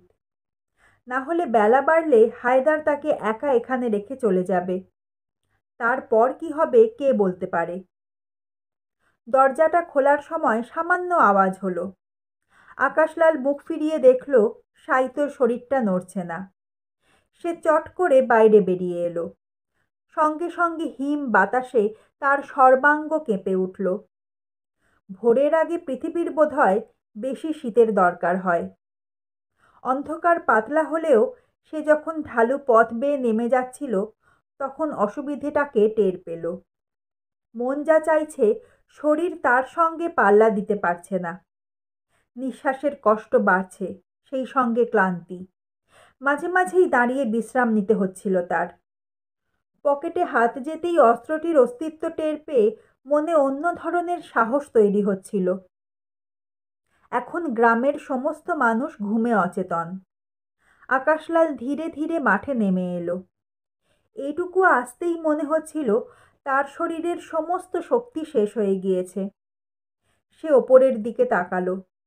গ্রামটা এখন কুয়াশায় ঢাকা পড়েছে এবং তখনই নিজের মুখের কথা মনে এলো। এই অবস্থায় যে দেখবে সেই অবাক হবে, ভয়ও পেতে পারে। একটা পাথরের ওপর বসে পড়ল আকাশলাল। তারপর সন্তর্পণে ব্যান্ডেজ খুলতে লাগলো। পাকগুলো খুলে এলো সহজেই। গতকালের জড়ানোটা সম্ভবত ঠিক ছিল না। এবার তুলোর প্যাড, সেগুলো যেন চামড়ার সঙ্গে শক্ত হয়ে এঁটে আছে। অনেকটা তোলার পরও হাতের তালুতে ওদের অস্তিত্ব ধরা পড়ছিল। টেনে ছিঁড়তে ভয় লাগছিল তার। একটা আয়না থাকলে বোঝা যেত মুখের চেহারা এখন কিরকম দেখাচ্ছে। কিন্তু ব্যান্ডেজ খোলার পর বেশ হালকা লাগছে মাথাটা। অনেক দিন পরে দুই গালে মুখে হাওয়া লাগায় অদ্ভুত অনুভূতি হচ্ছে। আকাশলাল উঠল। একসময় সে যখন ঝর্ণার কাছে পৌঁছাতে পারল, তখন শুকতারা ডুবে গেছে। পূবের আকাশে হালকা ছোপ লেগেছে। শুনশান রাস্তার ধারে কেউ নেই। ধীরে ধীরে ঝর্ণার কাছে পৌঁছে সে জলে হাত দিল। কনকনে ঠান্ডা।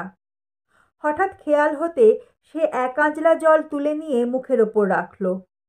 মনে হচ্ছিল ঠান্ডা জল চামড়া কেটে ফেলছে। কিন্তু কিছুক্ষণ পর কয়েক আঁজলা জলের ঝাপটা পাওয়ার পর মুখটা বেশ পরিষ্কার হয়ে গেল। আকাশলাল টের পেল তার মুখে এখন তুলোর অস্তিত্ব নেই। ঠিক তখনই তার কানে একটা শব্দ এলো, ঘোড়ার নালের শব্দ। ঝর্ণার ধারে পাহাড়ের গায়ে শরীরটা আড়ালে রেখে আকাশলাল দাঁড়িয়েছিল। যে আসছে তাকে না দেখে দেখা দেওয়া উচিত নয়। নিজের বুদ্ধিশুদ্ধি ফিরে আসছে ভেবে সে খুশি হলো। একটু বাদেই শব্দটা কাছে এগিয়ে এলো। হঠাৎই আড়াল থেকে একটা ঘোড়া এবং তার পেছনে সাধারণ চেহারার গাড়ি বেরিয়ে এলো যেন। গাড়িটি চালাচ্ছে সেই মেয়েটি, তার পাশে একজন তরুণ। এই কাক ভোরে ওরা দুই গ্রাম থেকে এসে কোথায় মিলিত হলো কে জানে। আকাশলাল দেখতে পেল ঘোড়ার গাড়িটাকে থামিয়ে মেয়েটা ওপরের দিকে তাকিয়ে কিছু একটা বলল ছেলেটাকে। ছেলেটা মাথা নেড়ে নেমে পড়ল গাড়ি থেকে। তারপর ঝর্ণার দিকে এগিয়ে এলো। হয়তো মেয়েটা একাই তার সঙ্গে দেখা করতে চাইছে, কিন্তু ছেলেটা আরেকটু এলে সে ধরা পড়ে যাবে। আকাশলাল বাধ্য হয়ে আড়াল থেকে বেরিয়ে এলো। তাকে দেখতে পেয়ে ছেলেটা বেশ অবাক হয়ে দাঁড়িয়ে গেল। দাঁড়িয়ে পেছন ফিরে মেয়েটাকে কিছু বলল। মেয়েটা এদিকে তাকাতেই আকাশলাল হাত নাড়ল। ততক্ষণে ছেলেটার পাশ কাটিয়ে সে কাছে এগিয়ে এসেছে। মেয়েটা বলল, আপনাকে একদম চিনতে পারছি না। ব্যান্ডেজ খোলার পর কিরকম দেখাচ্ছে? খুব খারাপ? যাহ, আপনি খুব সুন্দর। ও আমার বন্ধু। 7 জনের একজন? একটুও লজ্জা পেল না মেয়েটি। মাথা নেড়ে বলল, না, 7 জনের মধ্যে সেরা। আপনার সঙ্গী তো আজকে ওর গাড়ি নিয়ে শহরে চলে যাচ্ছে। ওকেও সঙ্গে যেতে হবে। আমার সেটা একদম ইচ্ছে নয়। কেন? আকাশলাল জিজ্ঞাসা করল। ওই লোকটাকে আমার একদম পছন্দ নয়। তোমার বন্ধু যদি আমাকে নিয়ে শহরে যেত, তাহলেও কি তুমি আপত্তি করতে? মেয়েটি হাসল। না, আপনি তো ভালো লোক। আকাশলাল ছেলেটির দিকে তাকালো। তাহলে ভাই, তুমি আমার একটা উপকার করো। আমার এখনই এই জায়গা ছেড়ে চলে যাওয়া উচিত। তুমি আমাকে এমন কোথাও পৌঁছে দাও যেখান থেকে আমি সদরে যাওয়ার গাড়ি পেয়ে যেতে পারি। এখনই? ছেলেটা যেন অবাক হয়েই ছিল। হ্যাঁ, নইলে তোমার বিপদ হতে পারে। আমার সঙ্গী আগে শহরে পৌঁছালে বীরবিক্রমকে মুক্ত করবে। সে ফিরে এলে তো তোমার বান্ধবী আর কখনোই কোনো পুরুষকে বিয়ে করতে পারবে না। আপনার বন্ধু কি আকাশলালের লোক? হ্যাঁ, কিন্তু আমরাও তো আকাশলালের সমর্থক। বেশ তো, আকাশলাল তোমাদের কথা জানতে পারলে বীরবিক্রমকে 1 বছরের মধ্যে গ্রামে ফিরতে দিত না। এটা আমি বাজি রেখে বলতে পারি। ছেলেটা মেয়েটার কাছে এগিয়ে গেল। ওদের মধ্যে নিচু গলায় কিছু কথা হলো, যা শোনার চেষ্টা করলো না আকাশলাল। মেয়েটা এবার তাকে বলল, আপনার শরীর তো খারাপ, আপনার যেতে কিন্তু খুব অসুবিধে হবে। আপনি কাল পর্যন্ত ঘরের বাইরে যেতে পারেননি। আকাশলাল বলল, সে তুমি ঠিকই বলেছ বোন, কিন্তু চলে যাওয়া ছাড়া আমার আর কোনো উপায় নেই। শেষ পর্যন্ত ওরা রাজি হলো। মেয়েটা নেমে এলো গাড়ি থেকে। ছেলেটি লাগাম ধরে আকাশলালকে ইশারা করতে সে মেয়েটির কাছে গেল। তোমাকে একটা অনুরোধ করব, আমাদের এই যাওয়ার কথা তুমি কিন্তু কাউকে বলো না। এতে আমাদের যেমন ক্ষতি হবে, তেমনি তোমার বন্ধুরও হবে। মেয়েটি হাসল। আপনি ভয় পাবেন না, আমি কাউকে কিচ্ছু বলবো না। মিনিট 5 বাদে ওরা পাহাড়ি পথ দিয়ে চলছিল। ছেলেটি গম্ভীর মুখে লাগাম ধরে তার ঘোড়াটিকে চালনা করছিল। গাড়ি চলা শুরু করলে আকাশলাল বেশ বিপাকে পড়েছিল। গাড়ির দুলুনি তার শরীরকে স্বচ্ছন্দ রাখছিল না। একটু বাদেই পেট গুলিয়ে উঠল, বমি বমি পাচ্ছিল। কিন্তু সে নিজেকে ঠিক রাখতে প্রাণপণ চেষ্টা করছিল। ধীরে ধীরে চলনটা অভ্যেসে এসে যাওয়ার পর সে কিছুটা সুস্থ বোধ করল। এখন সূর্য উঠে গেছে, কিন্তু রোদ পাহাড়ে ছড়িয়ে পড়েনি। হিম হিম বাতাস আর ভেজা গাছপালার ছাউনির মধ্যে দিয়ে পাহাড়ি পথ বেয়ে গাড়িটা ছুটে যাচ্ছিল। আকাশলাল জিজ্ঞাসা করল, তোমার নাম কি ভাই? জীবনলাল। কি করো তুমি? চাষবাস দেখি, জিনিসপত্র বিক্রি করি, মাঝে মাঝে শহরে যাই, প্রয়োজনীয় জিনিস এনে গ্রামে গ্রামে ঘুরে বিক্রি করি। আপনি কি করেন? আমি আমি আকাশলালের বিপ্লবী দলে আছি। মিছিমিছি সময় নষ্ট করছেন। আকাশলাল মরে যাওয়া মাত্র বিপ্লব শেষ হয়ে গিয়েছে। তুমি কি তাই মনে করো? হ্যাঁ, আমার তো মনে হয় আকাশলালও দেশের মানুষের সঙ্গে বিশ্বাসঘাতকতা করেছেন। কিরকম?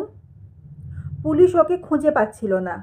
উনি যদি কোনো মতে গ্রামে চলে আসতেন, তাহলে আগামী 100 বছরেও খুঁজে পেত না। উনি নিশ্চয়ই সেটা জানতেন, অথচ উনি স্বেচ্ছায় মেলার মাঠে গিয়ে পুলিশের হাতে ধরা দিলেন। ওর মতো নেতা কেন ধরা দিতে যাবে? উনি জানতেন না ধরা দেওয়া মানে বিপ্লব শেষ হয়ে যাওয়া? হ্যাঁ, এটা অবশ্য ওর ভাবা উচিত ছিল। দেখুন না, ওর ধরা দেওয়ার পরই ডেভিডকে পুলিশ গুলি করে মারল। আর এই তো কয়েকদিন আগেই ত্রিভুবনকে সীমান্তের কাছে পুলিশ হত্যা করেছে। তুমি এদেরকে চোখে দেখেছো? না, নাম শুনেছি। হায়দারকে দেখেছো? না না, কালকে একটা লোক এসেছিল আমার গাড়িটার জন্যে। সন্দেহ হচ্ছিল খুব, কিন্তু লোকটা অন্য নাম বলেছে। শুনলাম তো আপনার সঙ্গে থাকে। কিন্তু আকাশলালের মৃতদেহ তো কবর থেকে ওর বন্ধুরা তুলে নিয়ে গেছে। সেটা জানি, কিন্তু মৃত মানুষ বিপ্লব করে না। আকাশলাল মাথা নাড়ল। কথাটা ঠিক, মৃত মানুষ বিপ্লব করে না।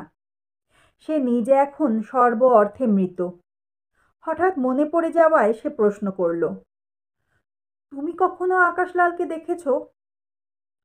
জীবনলাল এমনভাবে তাকালো যেন কোনো ছেলে মানুষই প্রশ্ন শুনল। সে হাসল।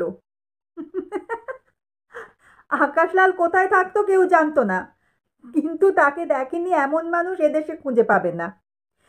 সামনাসামনি না দেখতে পেলেও ছবিতে তো দেখেছে। এমন কোনো এলাকা নেই যেখানে তার ছবি টাঙিয়ে ধরিয়ে দিতে বলেনি এই সরকার।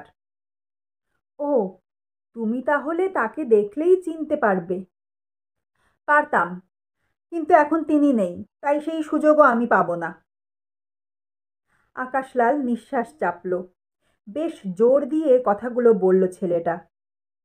ও যে মিথ্যে বড়াই করছে তা মনে হচ্ছে না। তাহলে তার মুখে কি এমন অপারেশন হয়েছে যাতে তার চেহারা এত পাল্টে গেল? সেই ডাক্তার দম্পতি যার কথা হায়দার বলেছিল, যদি তার মুখে অপারেশন করেই থাকে, তাহলে কেন করলো? যাতে তার চেহারা বদলে যায়, লোকে দেখে চিনতে না পারে সেই কারণে কি?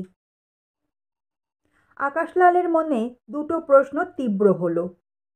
তার পরিবর্তিত মুখের সঙ্গে কে কে পরিচিত? অপারেশন করার সময় ডাক্তার নিশ্চয়ই দেখেছিল, কিন্তু ব্যান্ডেজ খোলার সময় না থাকায় মুখের পরিবর্তিত আকার তার অজানা থেকে গেছে। হায়দার তার সঙ্গে ছিল ধরে নেওয়া যেতে পারে, কিন্তু ব্যান্ডেজ খোলার সুযোগ সে পায়নি। এই জীবনলাল যদি তাকে আকাশলাল বলে চিনতে না পারে, তাহলে বদলে যাওয়া মুখ দেখে হায়দারও তাকে চিনতে পারবে না। দ্বিতীয় চিন্তাটা জোরালো। সত্যিই কি সে নিজে আকাশলাল? তার স্মৃতিতে যা কিছু শেষ পর্যন্ত ধরা দিচ্ছে তাতে আকাশলাল হবার সম্ভাবনা রয়েছে, কিন্তু সেই ফাঁকগুলো যা সে মনে করতে পারছে না, তা মনে না পড়া পর্যন্ত সে নিজেকে আকাশলাল ভাবতে ভরসা পাচ্ছে না। বোঝা যাচ্ছে দেশের মানুষের কাছে আকাশলাল মৃত।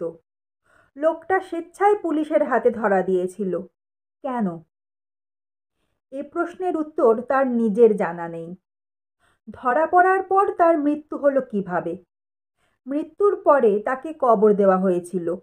সেই কবর থেকে যদি সঙ্গীরা বের করে আনে, তাহলে মৃত মানুষকে কি করে আবার জীবন্ত করে তুলল ডাক্তার? এটা কি বিশ্বাসযোগ্য? ফলে আকাশলাল কিছুতেই বেঁচে থাকতে পারে না।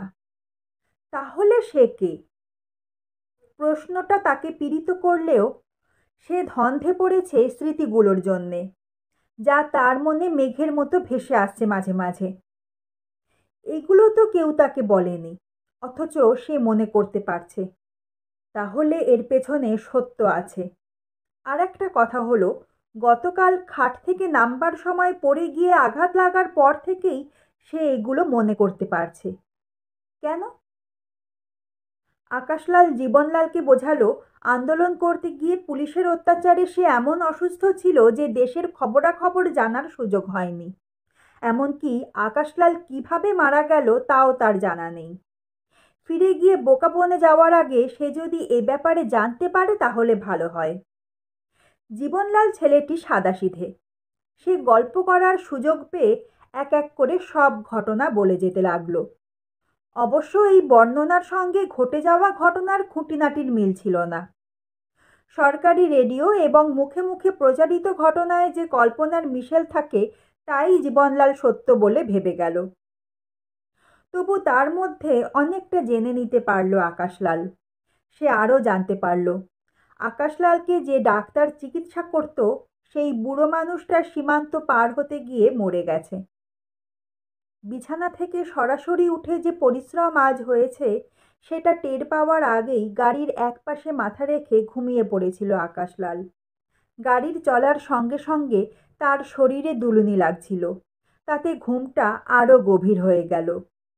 তার মাথাটা কাঠের সিটে মাঝে মাঝে ঠুকে গেলেও সে সেটা টের পাচ্ছিল না। জীবনলালের বয়স বেশি নয়, কিন্তু সে উৎসাহী এবং কর্মঠ বলে ওই অল্প বয়সেই ভালো রোজগার করতে আরম্ভ করেছে। অবশ্য গাঁয়ের মানুষের কাছে যে রোজগার ভালো বলে মনে হয়, সেটা ওই রকমই। ছেলেটার সঙ্গে প্রেম করার জন্যে অনেক মেয়ে মুখিয়ে আছে, কিন্তু তার মন সে দিয়ে ফেলেছে বীরবিক্রমের বউকে। অবশ্য আর 1 বছর পরে ওকে আর কারো বউ বলা যাবে না। গ্রামের আইন অনুযায়ী যত বছর আলাদা থাকলে এবং সেই সময় সন্তান না জন্মালে স্ত্রীর ওপর স্বামীর অধিকার হারাবে, তত বছর পার হতে আর 1 বছর বাকি আছে। বীরবিক্রমের জেল খেটে বেরিয়ে আসার কোনো সম্ভাবনা নেই। যদিও জীবনলাল আকাশলালের সমর্থক এবং সেই কারণে বীরবিক্রমের মিত্র, তবু এই একটি ক্ষেত্রে সে লোকটাকে পছন্দ করছে না। তাছাড়া বিয়ের পর লোকটা বউকে যত্ন করেনি। মাত্র 4 দিনের জন্যে নিজের বাড়িতে নিয়ে গিয়েছিল, আর তা থেকেই প্রমাণ হয় ও বউকে ভালোবাসে না। সে যে বীরবিক্রমের বউকে ভালোবাসে তা অনেকেই পছন্দ করে না। সে জানে অনেকেই মেয়েটার সঙ্গে মিশে ফালতু মজা করতে চায়, কিন্তু মেয়েটা যে তাকে ছাড়া আর কাউকে পাত্তা দেয় না, এই কথাটাও তো ঠিক। তাই কাল রাত্রে যখন মেয়েটা তাকে বলল অসুস্থ মানুষটাকে একটু ঘোড়ার গাড়িতে চাপিয়ে ঘোরাতে হবে, তখন সে আপত্তি করেনি। বস্তুত গাড়িটা তার গর্ব, এবং ঘোড়াটাও। আশেপাশের কয়েকটা গ্রামেও এমন ঘোড়ার গাড়ি খুঁজে পাওয়া যাবে না। কাল বিকেলে যখন লোকটা তার কাছে গাড়ি ভাড়া করতে এলো, তখন সে রাজি হতে চায়নি। অনেক কম টাকা দিচ্ছিল লোকটা। ব্যবসা করতে এসে সে খদ্দের পেলে ফিরিয়ে দেয় না। যদিও লোকটাকে পছন্দ হচ্ছিল না, তবু টাকাটার জন্যে একবারে হ্যাঁ বলেনি। এখন মনে হচ্ছে সেটা না বলে ঠিকই করেছে। এই লোকটা যে তার পাশে ঘুমিয়ে আছে, সে যে অনেক টাকা দেবে এমন ভরসা নেই। কিন্তু যদি বীরবিক্রমের জেল থেকে বেরিয়ে আসা বন্ধ করতে পারে, তাহলে টাকা না পেলেও তার চলবে। ঘণ্টা তিনেক টানা চলার পরে গাড়িটা একটা ছোট্ট পাহাড়ি গ্রামে ঢোকার পর জীবনলাল ঠিক করলো আধ ঘন্টাটা ঘোড়াটাকে বিশ্রাম দেওয়া দরকার। এই গ্রামটা ছোট, কিন্তু পথের ধারে একটা চা এবং রুটি তরকারির দোকান আছে। সকাল থেকে কিছু খাওয়া হয়নি। জীবনলাল গাড়ি দাঁড় করিয়ে গাড়ির পেছন থেকে কিছু ঘাস টেনে বের করে ঘোড়াটার সামনে রেখে তার সঙ্গীর দিকে তাকালো। লোকটা মরে গেল নাকি? গাড়ি থেমেছে, অথচ ওর ঘুম ভাঙছে না। সে কাছে গিয়ে আকাশলালের হাঁটুতে চড় মারল। এই যে, উঠবেন? দ্বিতীয়বারে আকাশলাল চোখ মেলল। যেন গভীর কুয়োর নিচ থেকে সে ওপরে উঠে আসছে এমন মনে হলো। চোখ খুলে চারপাশটা অচেনা মনে হলো তার। জীবনলাল জিজ্ঞাসা করল, চা খাবেন? ধীরে ধীরে মাথা নাড়ল সে। জীবনলাল বলল, আপনার শরীর ঠিক আছে তো? হ্যাঁ। নিচে নামার চেষ্টা করে আকাশলাল বুঝতে পারল তার মাথা ঘুরছে। সে কোনো রকমে মাটিতে সোজা হয়ে দাঁড়াতেই জীবনলাল হাঁকল, 4টে রুটি, সবজি আর 2টো চা। রুটি এবং সবজি শব্দ দুটো কানে যাওয়া মাত্র আকাশলাল টের পেল তার খুব খিদে পেয়েছে। কিছু খেলে শরীরের আরাম হবে। সে টলতে টলতে দোকানের সামনে রাখা কাঠের বেঞ্চিতে গিয়ে বসে পড়ল। তার চোখের সামনে একটা ঢালু উপত্যকা রোদে ঝলমল করছে। আহা, কি মিষ্টি রোদ! পৃথিবীটাকে মাঝে মাঝে এমন সুন্দর লাগে, মনটা ঈষৎ ভালো হয়ে গেল তার। পাশাপাশি বসে খাবার খেয়ে নিল জীবনলাল। খাওয়া শেষ করে জল পান করে বলল, একটা কথা, আপনার নামটা এখনো জানা হয়নি। আকাশলাল ছেলেটার দিকে তাকালো, তারপর হেসে বলল, আমাকে আঙ্কেল বলো। ও, ঠিক আছে। আপনার কাছে টাকা আছে তো? টাকা? হ্যাঁ, পথে তো কয়েকবার খাবারের দাম দিতে হবে। তাছাড়া আমার গাড়ির ভাড়াও তো আছে। ভালো খদ্দেররা আমাকে খাবার টাকা দিতে দেয় না অবশ্য। না মানে, আমার কাছে তো কোনো টাকা নেই। তার মানে? জীবনলাল আঁতকে উঠল। আমি তো অসুস্থ হয়ে বিছানায় শুয়েছিলাম এতদিন। তোমার বান্ধবী বলতে ওর নির্দেশ মতো আজ চলে এসেছি। আমি টাকা কোথায় পাবো? সে কি, তাহলে এত সব খরচ কে দেবে? জীবনলাল রেগে গেল। দেখো ভাই, আমি বুঝতে পারছি সমস্যাটা। তবে তুমি যদি আমাকে বিশ্বাস করো, তাহলে আমি কথা দিচ্ছি, যা খরচ হবে তার দ্বিগুণ আমি তোমাকে শোধ করে দেব। দূর মশাই, আমি আপনার নাম পর্যন্ত জানি না, বিশ্বাস করব কি?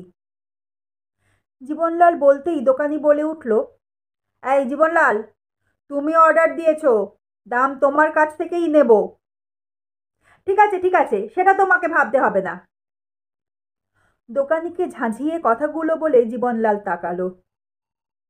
আপনার কাছে কিচ্ছু নেই? সঙ্গে সঙ্গে মনে পড়ে গেল আকাশলালের।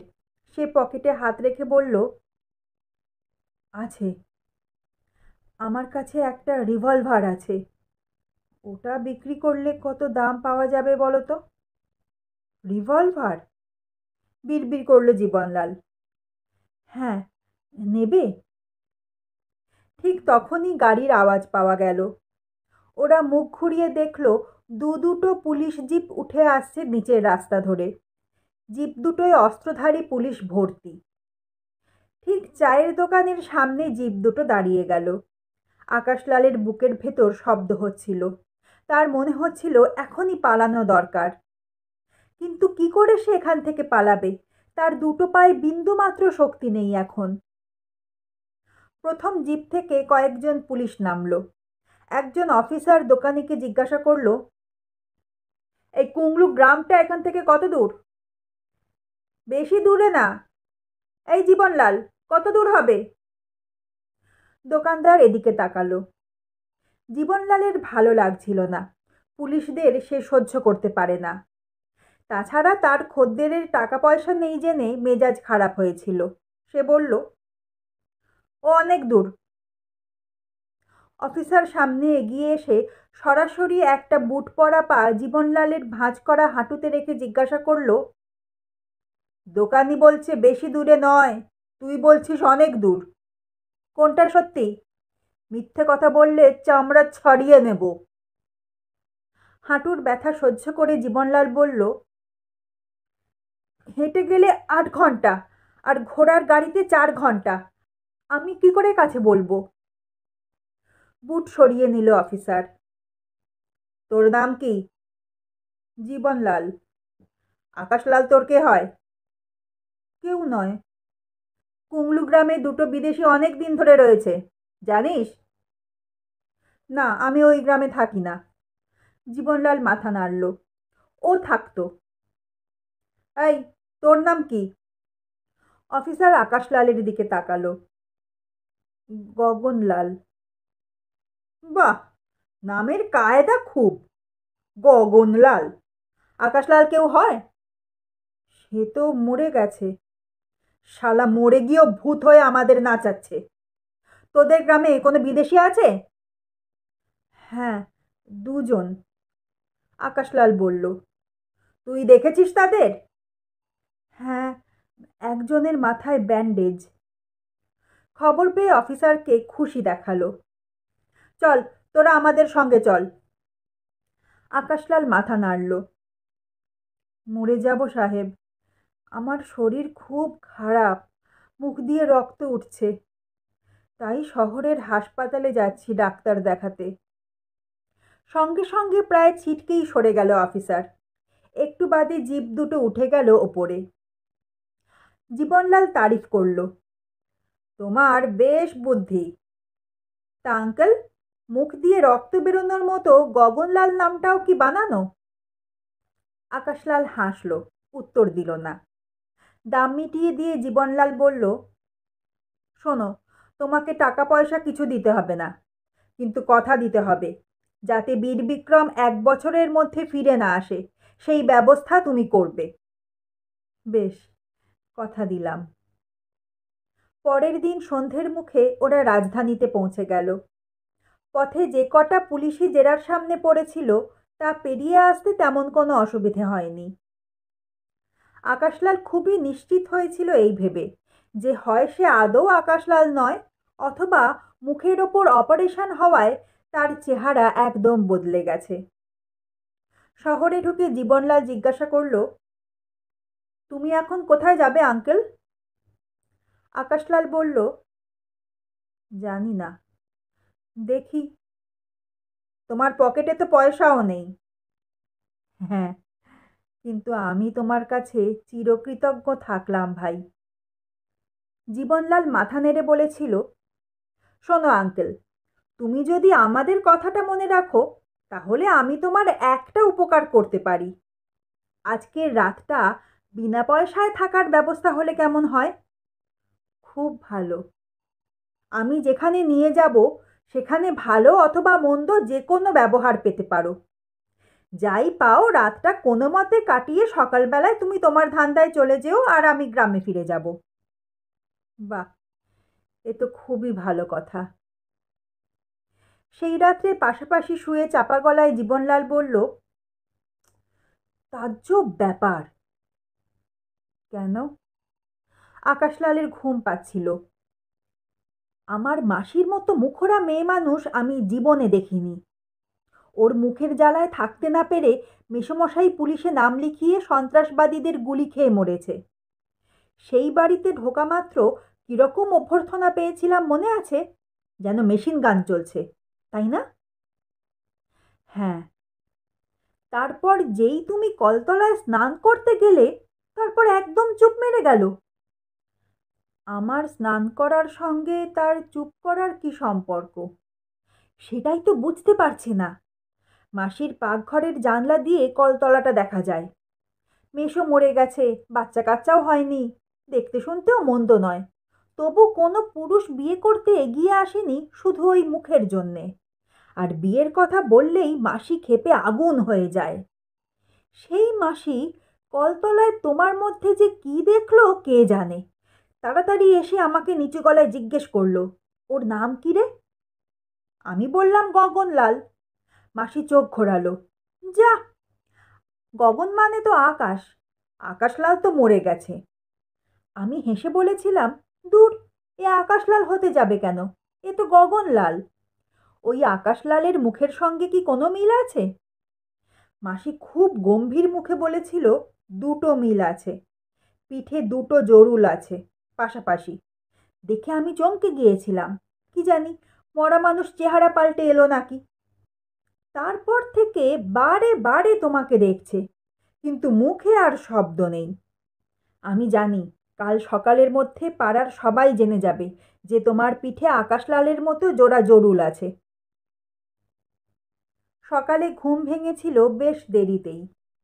অসুস্থ শরীরে দীর্ঘ পথযাত্রার ক্লান্তি যেন কাটতে চাইছিল না। আর একটু ঘুমোলে কেমন হয় এমন যখন ভাবছে, তখন গলা কানে এলো। কটা বাজলো জানা আছে? এরপরে চায়ের পাট বন্ধ। আকাশলাল উঠল। সে বুঝতে পারল জীবনলাল সাত সকালেই তাকে না বলে বেরিয়ে গেছে। মুখ হাত পা ধুয়ে সে যখন বাইরে বেরোবার জন্যে পা বাড়াচ্ছে, তখন মাসি সামনে এলো। এই চাটা কে খাবে? আমি কত কাপ গিলবো? অতএব চা খেতে বসতে হলো। খানিকটা দূরে বসে মাসি বলল, বোনপো তো দেশে ফিরে গেছে, বলে গেল তার আঙ্কেলের নাকি যাওয়ার জায়গা নেই। তা কোথায় যাওয়া হবে? দেখি, রাতের বেলায় মাথার ওপরে একটা ছাদ তো দরকার। ঠিক বুঝেছি। তা পেটের আগুন নেভাবে কে? কাজকর্ম কিছু করা হয়? কাজকর্ম? না, তবে করতে হবে কিছু। পিঠে দুটো জরুল কবে থেকে হয়েছে? ও দুটো তো জন্ম থেকে। মা বলতো তোর পিঠেও একজোড়া চোখ। তিনি কোথায় আছেন? মা? মা নেই। আত্মীয় স্বজন? না। বিয়ে থা? হেসে ফেলল আকাশলাল। আমাকে বিয়ে করবে কে? ন্যাকা। মাসি উঠে দাঁড়ালো। আজ আর বেরুতে হবে না। বুক জুড়ে তো অনেকটা কাটা দাগ দেখছি। মুখ দেখলেই বোঝা যায় রক্ত নেই শরীরে। দুপুরে খাওয়া দাওয়ার পর পাশের বাড়ির হাবিলদার ভাই থানায় নিয়ে গিয়ে নাম লিখিয়ে আসবে। আর ওরা যে কাগজটা দেবে তা পকেটে রাখতে হবে। মাসি চলে গেল সামনে থেকে। আকাশলাল ঠোঁট কামড়ালো। এ তো নতুন ফ্যাসাদে পড়া গেল। থানায় গেলে যে জেরা হবে তার জবাব ঠিকঠাক দিতে না পারলে তো। মুখ দেখে তাকে কেউ আকাশলাল বলে ভাবতে পারছে না ঠিক। এরা জানে আকাশলাল মরে গেছে, কিন্তু তার জরুল দুটো। মুখ পাল্টে দেবার সময় ওই জরুল দুটোর কথা ভুলে গেল কি করে? আবার এমন লোক থাকতে পারে যে আকাশলালের শরীর চেনে। ব্যাস, হয়ে গেল। সে নিজের হাত পা খুঁটিয়ে দেখতে লাগলো। কোথাও তেমন কোনো বিশেষ চিহ্ন চোখে পড়ছে না। না, সাবধানের মার নেই। থানায় যাবে না সে। সুযোগ খুঁজে নিয়ে সে বেরিয়ে এলো বাড়ি থেকে। রাস্তায় পা দিয়ে সে স্বাভাবিক জীবনযাপন করতে দেখল নাগরিকদের। হাঁটতে হাঁটতে তার স্মৃতিতে একটু একটু করে অনেক দৃশ্য ভেসে আসছিল, যেন এইসব পথ দিয়ে সে অনেকবার যাওয়া আসা করেছে। বাঁক নিতেই একটা ফটোর দোকান দেখতে পাবে, এবং পেলও। আকাশলাল চমকে উঠল। তার তো কিছু কিছু কথা এখন ঠিকঠাক মনে পড়ছে। একসময় এখানে কারফিউ হতো, মানুষ ভয়ে পথে বের হতো না। একটা দেওয়ালে প্রায় উঠে আসা পোস্টার ঝুলতে দেখল সে, ওয়ান্টেড আকাশলাল। এই তাহলে তার ছবি। বেশ ভালো মানুষ, ভালো মানুষ চেহারা। ওরা প্রচুর টাকা দিত কেউ ধরিয়ে দিলে, অথচ দেশের মানুষ বিশ্বাসঘাতকতা করেনি। কিছুটা হাঁটার পর একটা চায়ের দোকান দেখতে পেয়ে সে ঢুকে পড়ল। দোকান প্রায় খালি। বেঞ্চিতে বসতেই একটা ছোকরা এগিয়ে এলো। গরম চা? হ্যাঁ বলতে গিয়েও সামলে নিল আকাশলাল। সে মাথা নাড়ল। তাহলে কি দেব? কিচ্ছু না। মাথা নিচু করে বসল সে। একটু বিশ্রাম নিয়ে বেরিয়ে যাবে সে। এমন খদ্দের জীবনে দেখেনি ছেলেটা। কাউন্টারে বসা মালিকের দিকে তাকিয়ে সে ভেতরে চলে যেতেই মালিক গলা খুলল। ভাই সাহেবের কি শরীর খারাপ? হ্যাঁ, একটু। গরম চা খান না, ঠিক হয়ে যাবে। সে মুখ তুলে লোকটার দিকে তাকাতেই দেওয়ালে পোস্টার ঝুলতে দেখল। তার নিজের মুখের পোস্টার। এই ছবিটা একটু অন্য ধরনের।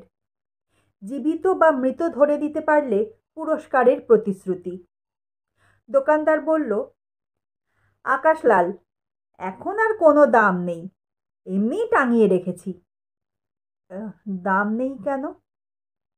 লোকটা বেঁচে আছে বলে কেউ ফিসফিস করে। কবরে মুর্দা ঢুকে গিয়ে কেউ কি আর বেঁচে ফিরতে পারে? তারপর ওর যে 3টে হাত ছিল, সেই 3টে হাতই তো খতম। তার মানে? ডেভিডটা তো মরেছিল প্রথমেই, তারপর গেল ত্রিভুবন।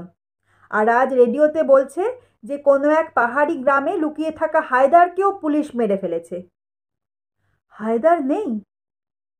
আচমকা বেরিয়ে এলো মুখ থেকে। রেডিওতে তো তাই বলল। আরে মশাই, গেছে বেশ হয়েছে। আমিও এককালে আকাশলালের খুব সমর্থক ছিলাম।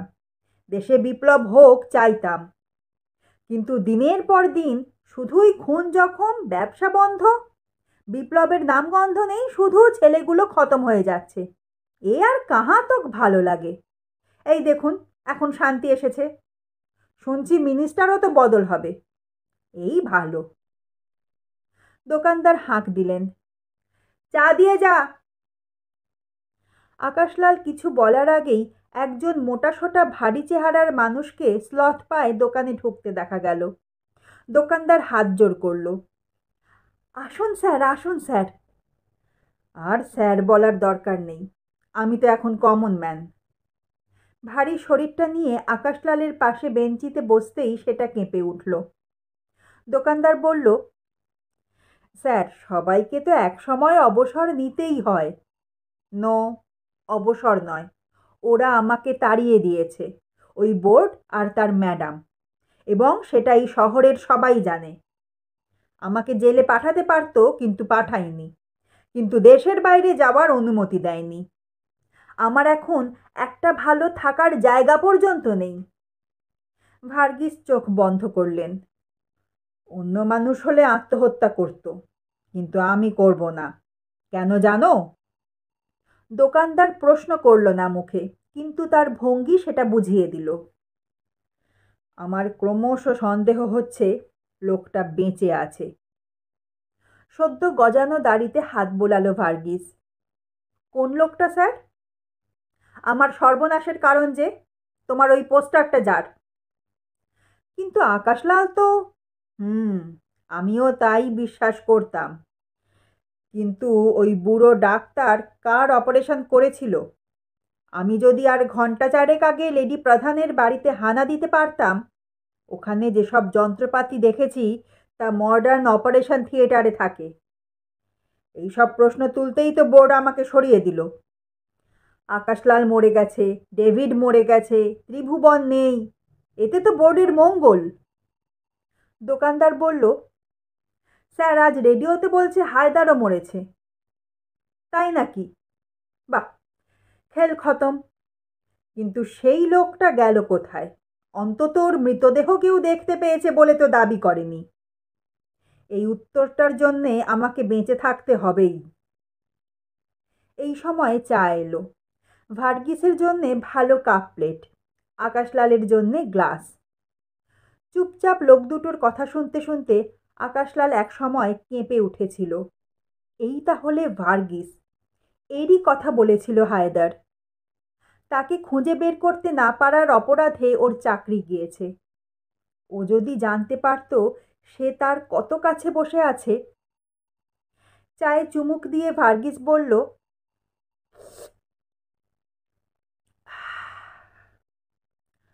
কোন জায়গায় মরেছে হায়দার?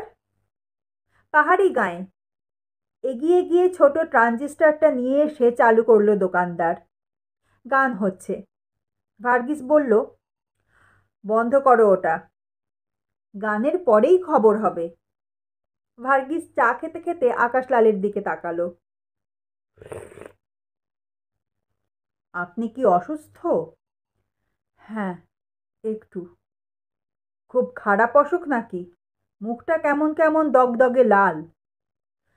না না, খারাপ কিছু না। অ তা থাকেন কোথায়? শহরের বাইরে, গাঁয়ে। ভেতরটা কুঁকড়ে উঠল আকাশলালের। এই সময় খবর আরম্ভ হলো। প্রথমেই হায়দারের খবর। একটি পাহাড়ি গ্রামের বৃদ্ধের আশ্রয়ে সে লুকিয়েছিল। পুলিশ অতর্কিতে হানা দিলে বাধা দিতে চেষ্টা করে, গুলি চালায়, কিন্তু শেষ পর্যন্ত নিজেই পুলিশের গুলিতে নিহত হয়। দেরিতে পাওয়া এই খবরের সঙ্গে জানা যায় যে ওই গ্রামের লুকোনো ডেরায় হায়দার একা ছিল না। তার সঙ্গী ছিল অসুস্থ, ঘর থেকে বের হতো না। কিন্তু পুলিশ হানার আগেই সেই লোকটি গা ঢাকা দিতে সমর্থ হয়। সমস্ত এলাকায় জোর তল্লাশি হচ্ছে। তারপর দেশের অন্যান্য খবরের পরে পাঠক পড়লেন, নগর পুলিশ দপ্তর থেকে জানানো হয়েছে শহরে একজন মানুষ নিখোঁজ হয়েছেন। মানুষটির পিঠে জোড়া জরুল ছিল, তার মুখের চামড়া লালচে। যদি কেউ এমন মানুষের সন্ধান পান তাহলে অবিলম্বে নিকটস্থ থানায় যোগাযোগ করুন। খবর শেষ হওয়া মাত্র ভার্গিস বিড়বিড় করলেন, আকাশলালের পিঠেও জোড়া জরুল ছিল। তাই নাকি? দোকানদার কৌতূহলী। হুম, কিন্তু সে তো মরে গেছে। ওই অসুস্থ লোকটাকে? গ্রামের নাম বলল না হতভাগারা। আমি যদি হেডকোয়ার্টার্সে জানতে চাই তাহলে ওরা জানাবে না। আমি তো এখন ছেঁড়া কাগজ। পকেট থেকে টাকা বের করলেন ভার্গিস। চায়ের দাম। দোকানদার বলল, ছি ছি ছি, আপনার কাছে দাম নেব কি করে ভাবছেন? সে কদিন আর এমন ব্যবহার করবে হে, হ্যাঁ? উঠে দাঁড়ালেন তিনি। তারপর পাশের মানুষটির দিকে তাকালেন। চিকিৎসা করান ভালো করে। কি নাম আপনার? গগনলাল। অ এখানে কোথায় উঠেছেন? দেখি। ভার্গিস তার ভারী শরীর টেনে টেনে বেরিয়ে গেলে আকাশলাল দোকানদারকে বলল, ভাই, আমার কাছে কিন্তু পয়সা নেই, চায়ের দাম দিতে পারবো না। সেটা তো ওই চেহারা দেখেই বুঝেছি। যে ভদ্রলোক ওখানে বসেছিল তার পরিচয় জানা আছে? না। কোথাকার মানুষ আপনি? ভার্গিসকে চেনেন না? পকেটে পয়সা নেই, থাকার জায়গা নেই, এই শহরে টিকবেন কি করে মশাই? যান, কেটে পড়ুন। হাত নেড়ে বিদায় করল দোকানদার। চা খেয়ে শরীর ভালো লাগছিল। আকাশলাল ধীরে ধীরে দোকানের বাইরে বেরিয়ে এলো। কোথায় যাওয়া যায় এখন? ঠিক তখনই সে ভার্গিসকে দেখতে পেল। ল্যাম্পপোস্টের নিচে দাঁড়িয়ে তার দিকে এক দৃষ্টিতে তাকিয়ে আছে। আকাশলাল হাসার চেষ্টা করল। লোকটা কি তাকে চিনতে পারছে? অসম্ভব।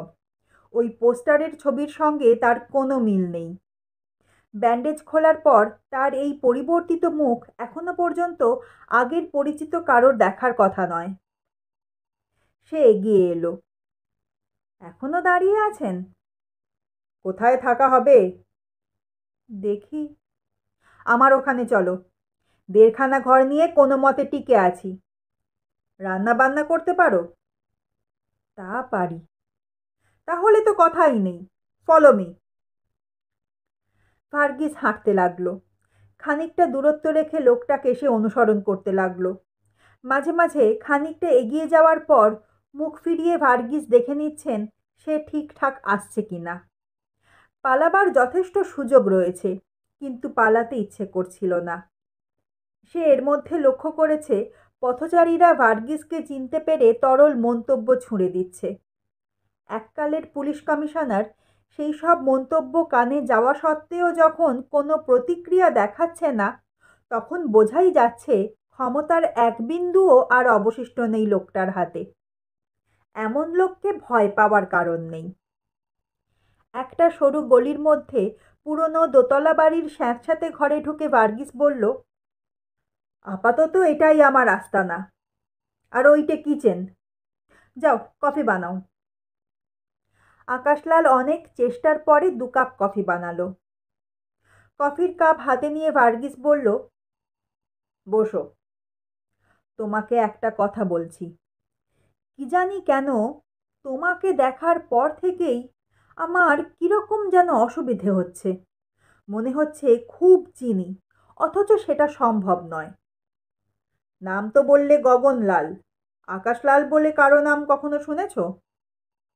আগে হ্যাঁ, পোস্টারে দেখেছি। অ তোমার গলার স্বর আমার খুব চেনা চেনা লাগছে। ব্যাপারটা কি বলো তো? সেটা আমি কি করে বলবো? তোমার পিঠে কোনো জরুল আছে? হ্যাঁ, আছে। একজোড়া? তাই তো শুনেছি। নিজের পিঠ তো আর দেখা যায় না। হুম, আমি দেখতে চাই। দেখাও, জামা খোলো। মাফ করতে হবে, কেউ কিছু চাইলেই সেটা করার ধাত আমার নেই। তুমি কার সঙ্গে কথা বলছো জানো? দোকানদার বলল আপনি পুলিশ কমিশনার ছিলেন, সরকার আপনাকে তাড়িয়ে দিয়েছে। তুমি আমাকে আগে চিনতে না? না, কিন্তু এখানকার অনেকেই এখন আমায় খাতির করে। আপনাকে একটা কথা বলি, যখন আর সরকারি পদে আপনি নেই, তখন আর পুলিশের মতো আচরণ করছেন কেন? ব্যাপারটা খুবই হাস্যকর। শোনামাত্র ভার্গিসের মুখ করুণ হয়ে উঠল। আমি তাহলে এখন কি করব? সাধারণ মানুষ যা করে তাই করুন। আমি তো সেসব পারি না, কখনো করিনি। করুণ গলায় বলল ভার্গিস। দেখে মায়া হলো আকাশলালের। সে জিজ্ঞাসা করল, থানায় গেলে আপনাকে পাত্তা দেয়? একদম না, হাসি মশকরা করে। চেয়ার সরে যেতে ওরা আমাকে কোনো মর্যাদা দেয় না।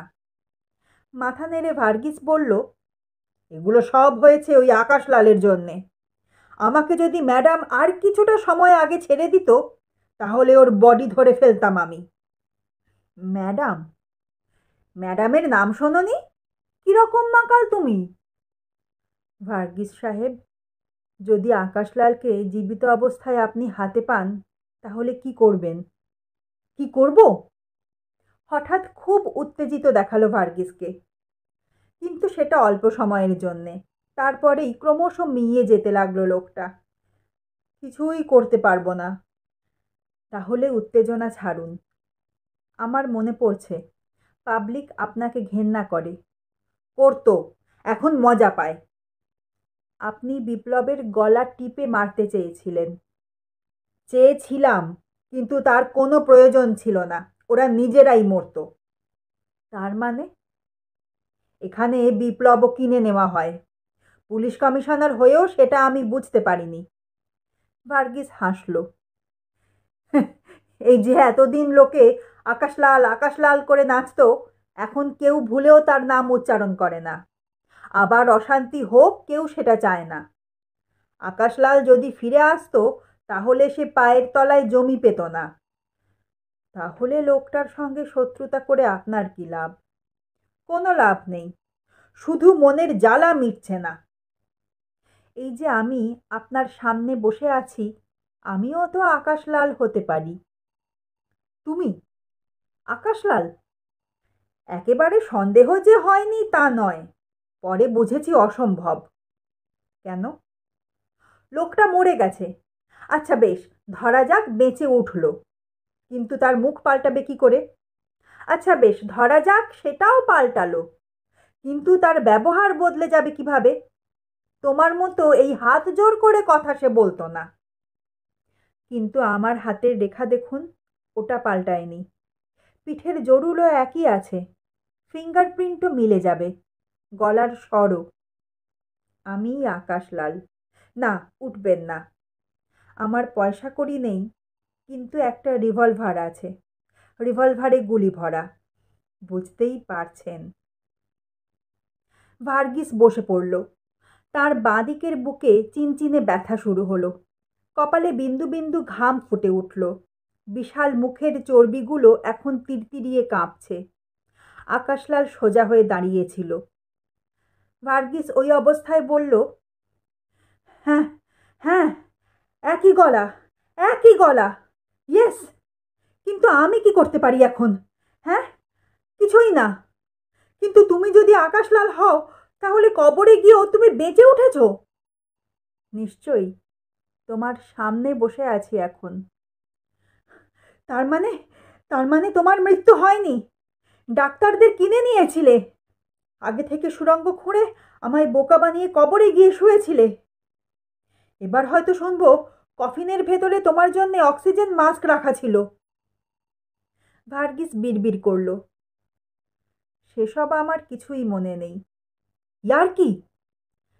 না, আমার বুকে ২-৩ বার অপারেশন করা হয়েছে। নিশ্চয়ই আমার অনুমতি নিয়েই সেসব হয়েছিল। বুঝতে পারছি আমি একসময় খুব মূল্যবান লোক ছিলাম। আর মূল্যবান লোকেদের হাতে বেশ ক্ষমতা থাকে। তাই ধরে নিচ্ছি পরিকল্পনাটা আমার মাথা থেকেই বের হয়েছিল। শুধু বুক নয়, আমার মুখেও অপারেশন করা হয়েছে। কিন্তু পোস্ট অপারেশন ট্রিটমেন্ট কিছু হয়নি। আমি শুধু বুঝতে পারছি আমার মুখের পরিবর্তন ঘটিয়ে আকাশলালকে সত্যি সত্যি মেরে ফেলার মতলব হয়েছিল। এসব তুমি জানো না? না, আমার স্মৃতিশক্তির অনেকটাই হারিয়ে গেছে। এই তুমি, তোমার সঙ্গে আমার কিরকম সম্পর্ক ছিল তাও মনে নেই। লোকের মুখে মুখে শুনে আন্দাজ করেছি। তোমার কিছুই মনে নেই? বুকের ব্যথাটাকে এই একবার ভুলতে পারল ভার্গিস। ছায়া ছায়া মনে আছে, স্পষ্ট কিছু নেই। আমার বাড়ি কোথায় ছিল, আমার কোনো আত্মীয় স্বজন ছিল কিনা তাও আমার মনে পড়ছে না। আমি বিবাহিত ছিলাম কিনা এবং আমার ছেলে মেয়ে আছে কিনা তাও তো জানি না। নো নো, তুমি অবিবাহিত। মেয়ে ছেলের ব্যাপারে তোমার কোনো দুর্বলতা ছিল না, এ কথা আমি হলফ করে বলতে পারি। তোমার রেকর্ড আমার মুখস্থ। ভার্গিস চোখ বন্ধ করল। আমার বুকে খুব যন্ত্রণা শুরু হয়েছে। মনে হচ্ছে হার্ট অ্যাটাক হবে। দাঁড়াও, আমার সম্পর্কে আরও কিছু খবর দিয়ে যাও। আমার কোনো আত্মীয় স্বজন আছে? আছে, এক বুড়ো কাকা, কাকিও। আর কেউ নেই। আমি এখানে থাকতাম কোথায়? ওহ, সেটা যদি জানতেই পারতাম তাহলে তো অনেক আগেই আমি তোমাকে ইলেকট্রিক চেয়ারে বসাতে পারতাম। ভার্গিস বুক খামচে ধরল। আমি আমি কাদের নিয়ে বিপ্লব করতে গিয়েছিলাম? পাবলিককে নিয়ে। হ্যাঁ, ওরা তোমাকে একসময় খুব দেখেছে। আমি আর কথা বলতে পারছি না। তোমার সম্পর্কে ভালো বলতে পারবে ম্যাডাম, তার কাছে যাও। ম্যাডাম? তিনি কে? পকেট থেকে একটা কার্ড বের করে টেবিলের ওপর রেখেই কোঁকিয়ে উঠল ভার্গিস। অ্যাম্বুলেন্স ডেকে ভার্গিসকে হাসপাতালে ভর্তি করতে কিছুটা সময় খরচ হলো। আকাশলাল ফিরে এলো ভার্গিসের ঘরে। কিচেনে কিছু খাবার ছিল। সেটা পেটে চালান দিয়ে সে ভার্গিসের বিছানায় শুয়ে পড়ল। সারা দিন ধরে যে ধকল গিয়েছিল তাতে ঘুম আসতে দেরি হলো না। সেই সময় ভার্গিসকে অক্সিজেন দেওয়া হচ্ছিল। আকাশলালের যখন ঘুম ভাঙল তখন সন্ধে হয়ে গিয়েছে। 1 কাপ কফি বানিয়ে খেয়ে সে ম্যাডামের কার্ডটাকে নিয়ে নিচে নামল। একটা পাবলিক বুথের ভেতর গিয়ে দাঁড়ালো সে। আসবার আগে ভার্গিসের সামান্য সঞ্চয় থেকে কিছু টাকা এবং কয়েন সে পকেটে পুরেছিল। পয়সা ফেলে ডায়াল করল সে। ওপাশে একটি নারী কণ্ঠ জানান দিল, হ্যালো, ম্যাডাম বলছেন? আপনার পরিচয় জানতে পারি? আমাকে বলা হয়েছে সেটা ম্যাডামের কাছ থেকে জেনে নিতে। আপনার নাম? আপাতত Gaganlal. Please hold on. Minute খানেক বাদে দ্বিতীয় গলা পাওয়া গেল, হ্যালো, ম্যাডামের সঙ্গে কথা বলছি। আপনি? আমাকে গগনলাল অথবা আকাশলাল বলতে পারেন। What? That's my problem. Mister Verghese, আপনাদের এক্স পুলিশ কমিশনার, আমার সঙ্গে কথা বলতে বলতে হার্ট অ্যাটাকের কবলে পড়ে হসপিটালাইজড হবার সময় আপনার কার্ডটা দিয়ে বলেছেন একমাত্র আপনিই আমার প্রবলেম সমাধান করতে পারেন। আপনি কি আমার সঙ্গে রসিকতা করছেন? একদম না ম্যাডাম। আপনি হাসপাতালে ফোন করলেই ভার্গিসের ব্যাপারটা। আমি ভার্গিসের ব্যাপার জানতে চাইছি না। আপনি কে? আমার মনে হচ্ছে আমি আকাশলাল। লোকে জানতে চাইলে গগনলাল বলছি। আকাশলাল বলল, ম্যাডাম, আমি টোটালি কনফিউজড। অপারেশন হবার পর আমার স্মৃতিশক্তির 12টা বেজে গেছে। যার সঙ্গে আলাপ ছিল তাকে দেখলে চিনতে পারবো না এখন। আবার সেও যে আমাকে চিনবে তারও কোনো উপায় নেই, কারণ আমার মুখের আদল একেবারে বদলে গিয়েছে। আপনি কেন টেলিফোন করেছেন? আপনার সঙ্গে দেখা করতে চাই ম্যাডাম। কি জন্যে? আমার সম্পর্কে কিছু জানতে চাই। Please help me. Look mister Gaganlal, আপনি যদি নেহাত বদমতলবে এই ফোন করে থাকেন তাহলে নিজের চরম বিপদ ডেকে আনছেন। আপনি আমাকে কোন জায়গা থেকে টেলিফোন করছেন? ভার্গিসের বাড়ির কাছে একটা টেলিফোন বুথ থেকে। সামনে সামনে একটা বড় হোটেল দেখতে পাচ্ছি, নাম প্লাজা। আকাশলাল চারদিকে তাকিয়ে জানিয়ে দিল, বেশ, ঠিক ওইখানেই দাঁড়িয়ে থাকুন আরও মিনিট 15। গাড়ি যাচ্ছে। ঠিক মিনিট 25 পরে ম্যাডামের বিদেশি গাড়ি শহরের ঘিঞ্জি এলাকা ছাড়িয়ে বেশ নির্জন এবং বড়লোকি চেহারার এলাকায় ঢুকে পড়ল। আকাশলাল বসেছিল গাড়ির পেছন সিটে। এই শীততাপ নিয়ন্ত্রিত গাড়ির ভেতরে সুগন্ধি ভাসছে। বেশ লাগছিল তার। সামনের সিটে বসে থাকা দুটো লোক তার সঙ্গে একটিও বাড়তি কথা বলেনি। এই যে ফোন করা মাত্র এমন গাড়ি পাঠিয়ে দিলেন ম্যাডাম, তার একটাই মানে, আকাশলাল লোকটা সত্যিকারের মূল্যবান ছিল। তারও মিনিট 5 বাদে সে একটি দারুণ সাজানো ড্রয়িং রুমে বসেছিল। অবশ্য ড্রয়িং রুম না বলে হলঘর বললেই ভালো মানাতো। তাকে এখানে বসিয়ে দিয়ে যে মহিলা চলে গিয়েছেন তারও পাত্তা নেই। ঘরে হালকা নীল আলো জ্বলছে। এই সময় ভেতরের দরজা দিয়ে পূর্ণ সাদা আলখাল্লা জাতীয় পোশাক পরে দীর্ঘাঙ্গিনী এক রমণী ঘরে ঢুকলেন। মহিলা ইচ্ছে করেই ঘরের বিপরীত প্রান্তে বসলেন, যাতে তার মুখ অস্পষ্ট দেখায়। কি জানতে চান বলুন। ম্যাডাম? হ্যাঁ, ওই নামেই আমি পরিচিত। হুম, আপনি আকাশলালকে তো চিনতেন।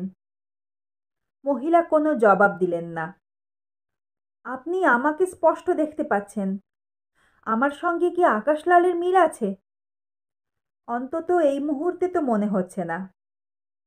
দেখুন ম্যাডাম, আমি আপনাকে স্পষ্ট করে বলছি, এই কয়েকদিন আগে এক পাহাড়ি ঠান্ডা গ্রামে যখন আমার সেন্স আসে তখন আমি দেখলাম আমি অত্যন্ত অসুস্থ হয়ে বিছানায় শুয়ে আছি। হায়দার নামের একজন আমাকে পাহারা দিত। জ্ঞান হবার পর আমার নিজের অতীত সম্পর্কে কোনো কথা মনে এলো না।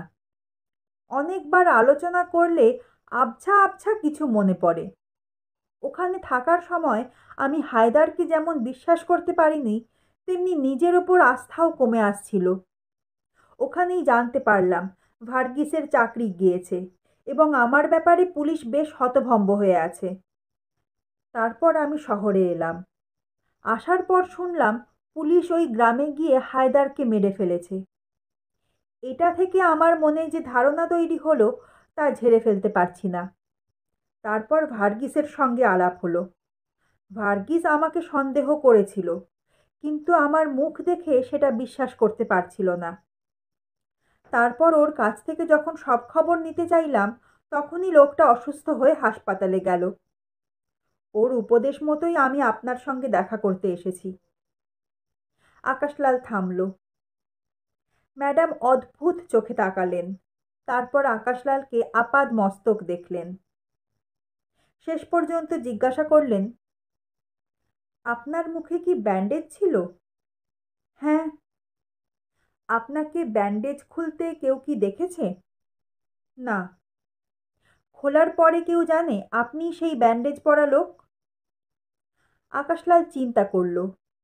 হ্যাঁ, সেই মেয়েটি জানে, যার সাহায্য নিয়ে সে বুড়োর ওখান থেকে বেরিয়ে আসতে পেরেছিল।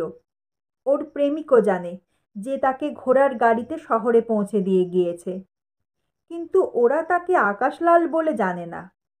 সেটা এখন জানে ভার্গিস এবং এই ভদ্রমহিলা। আকাশলাল ম্যাডামকে পুরো ব্যাপারটা জানালো। ঠিক আছে, এবার আপনি আপনার জামা খুলুন। জামা? ওটা থেকে কুৎসিত গন্ধ বের হচ্ছে। আসলে আমার কাছে আর কোনো পোশাক নেই, তাই তো আপনাকে খুলতে বলছি ওটা। আকাশলাল সসংকোচে জামা খুলল। তার বুকের ওপর চিরস্থায়ী হয়ে থাকা দাগগুলো এই অল্প আলোতে বীভৎস দেখাচ্ছিল। ম্যাডাম এগিয়ে এলেন সামনে, কাটা দাগগুলো খুঁটিয়ে দেখলেন। তারপর ধীরে ধীরে পেছনে এসে দাঁড়ালেন। তাহলে আপনিই সেই লোক, যাকে খুঁজে পাওয়ার জন্যে আজ সকালে থানায় ডায়েরি করা হয়েছে। মেয়ে ছেলেটাকে? কার কথা বলছেন আপনি আমি ঠিক বুঝতে পারছি না। এখানে এসে কোথায় উঠেছিলেন? ওই যে আমাকে নিয়ে এসেছিল তার মাসির বাড়িতে। সেই ভদ্রমহিলা আমাকে স্নানের সময় দেখে ফেলেন। তারপর অবশ্য খুব ভালো ব্যবহার করতে শুরু করেন। তাই নাকি? স্নানের সময় আপনার শরীর তাহলে মহিলাদের ওপর প্রভাব ফেলে? ম্যাডামের গলায় ঈষৎ ব্যঙ্গ। এগিয়ে গিয়ে টেবিল থেকে একটা সাদা কাগজ টেনে এনে বললেন, আপনার 2 হাতের ছাপ এই কাগজের দুপাশে রাখুন। কেন? আকাশলালের ফিঙ্গারপ্রিন্টের সঙ্গে মিলিয়ে নিতে হবে। যদি না মেলে? তাহলে আপনি একজন প্রতারক। আর যদি মেলে? তাহলে অনেক দূরে যাওয়ার পথ তৈরি হবে। ম্যাডাম ঘর থেকে বেরিয়ে গেলেন কাগজে হাতের ছাপ নিয়ে। তার খানিক বাদে একটি স্ত্রীলোক এলো নতুন জামা নিয়ে। সেটা শরীরে গলিয়ে আকাশলাল স্ত্রীলোকটিকে অনুসরণ করে বেরিয়ে এলো। স্ত্রীলোকটি বলল, ম্যাডাম বললেন আপনি যেখানে ছিলেন সেখানে চলে যেতে। গাড়ি তৈরি। কিন্তু ওর সঙ্গে তো আমার কোনো কথাই হয়নি। আকাশলাল বলে উঠল, আপনি নিচে চলুন। অগত্যা আকাশলালকে সেই মূল্যবান গাড়িতে চেপে ফিরে আসতে হলো শহরে। গাড়িটা চলে যাওয়ার পর আকাশলাল লক্ষ্য করল আশেপাশের মানুষজন তাকে দেখছে। সম্ভবত গাড়িটাকে ওরা চেনে এবং গাড়ির মালকিনকেও। সে গম্ভীর মুখে একটা দোকানে ঢুকে কিছু খাবার চাইল। রুটি এবং জেলি খেয়ে রাতটা কাটিয়ে দেওয়া যাবে। ভার্গিসের পয়সা তার পকেটে আছে। এবং তখনই খেয়াল হলো ভার্গিসের সঞ্চয় থেকে নেওয়া টাকা সে রেখেছিল শার্টের পকেটে, আর শার্টটা ম্যাডামের বাড়িতে ছেড়ে এসেছে। প্যান্টের পকেটে এখন সামান্য কিছু খুচরো পড়ে আছে। দোকানদার অন্য খদ্দেরকে নিয়ে তখনও ব্যস্ত। আকাশলাল চুপচাপ বেরিয়ে এলো বাইরে। ঘরে গিয়ে ভার্গিসের সঞ্চয় থেকে আবার টাকা নিতে হবে। এর হিসেব রাখতে হবে, ঠিকঠাক যাতে সুস্থ হয়ে ফিরে এলে সে লোকটাকে বলতে পারে। ফুটপাত দিয়ে হাঁটার সময় খবরটা কানে এলো। ছোট ছোট জটলায় যে বিষয় নিয়ে আলোচনা চলছে তা কানে যেতেই সে থমকে গেল। ভার্গিস মারা গিয়েছে। একটু আগেই টিভিতে খবরটা ঘোষণা করা হয়েছে। কেউ বা কারা ওর অক্সিজেনের পাইপ খুলে দিয়েছিল। হাসপাতাল কর্তৃপক্ষ অবশ্য একে মারাত্মক হার্ট অ্যাটাক বলেছেন। হঠাৎ লোকটার মুখ মনে পড়তেই খুব কষ্ট হলো আকাশলালের। আজ সকালে লোকটা সুস্থ ছিল, তার সঙ্গে কথা বলতে বলতে অসুস্থ হয় শেষ পর্যন্ত। এখন তাকে কারো কাছে হিসেব দিতে হবে না। ভার্গিসের ওই ঘরে থাকলে আর কার কাছে তাকে জবাবদিহি করতে হবে তাও জানা নেই। আকাশলালের মনে হলো ম্যাডামকে টেলিফোন করা দরকার। ওই শার্টের পকেটে যে কটাই টাকা থাকুক তা তো ভার্গিসেরই।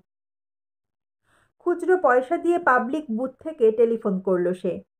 এবার ম্যাডাম লাইনে এলেন অনেক তাড়াতাড়ি।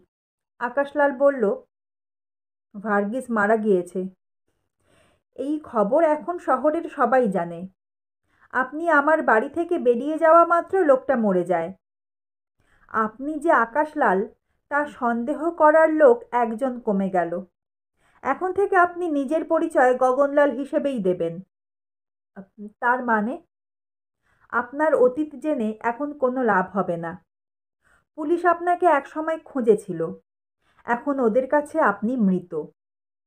যদি জীবিতও থাকতেন তাতে ওদের কি এসে যেত? আপনি আর দেশের পক্ষে বিপজ্জনক নন।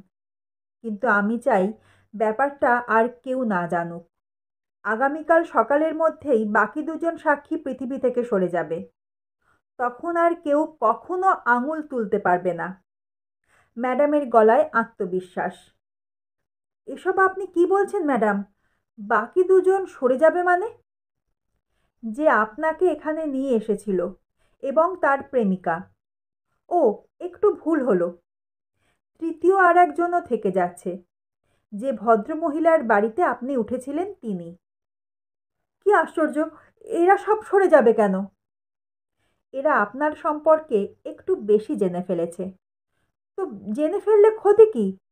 ক্ষতি অনেক। আপনার, আমার, এই দেশের। আমি ছাড়া পৃথিবীতে আর কেউ এই তথ্য জানবে না।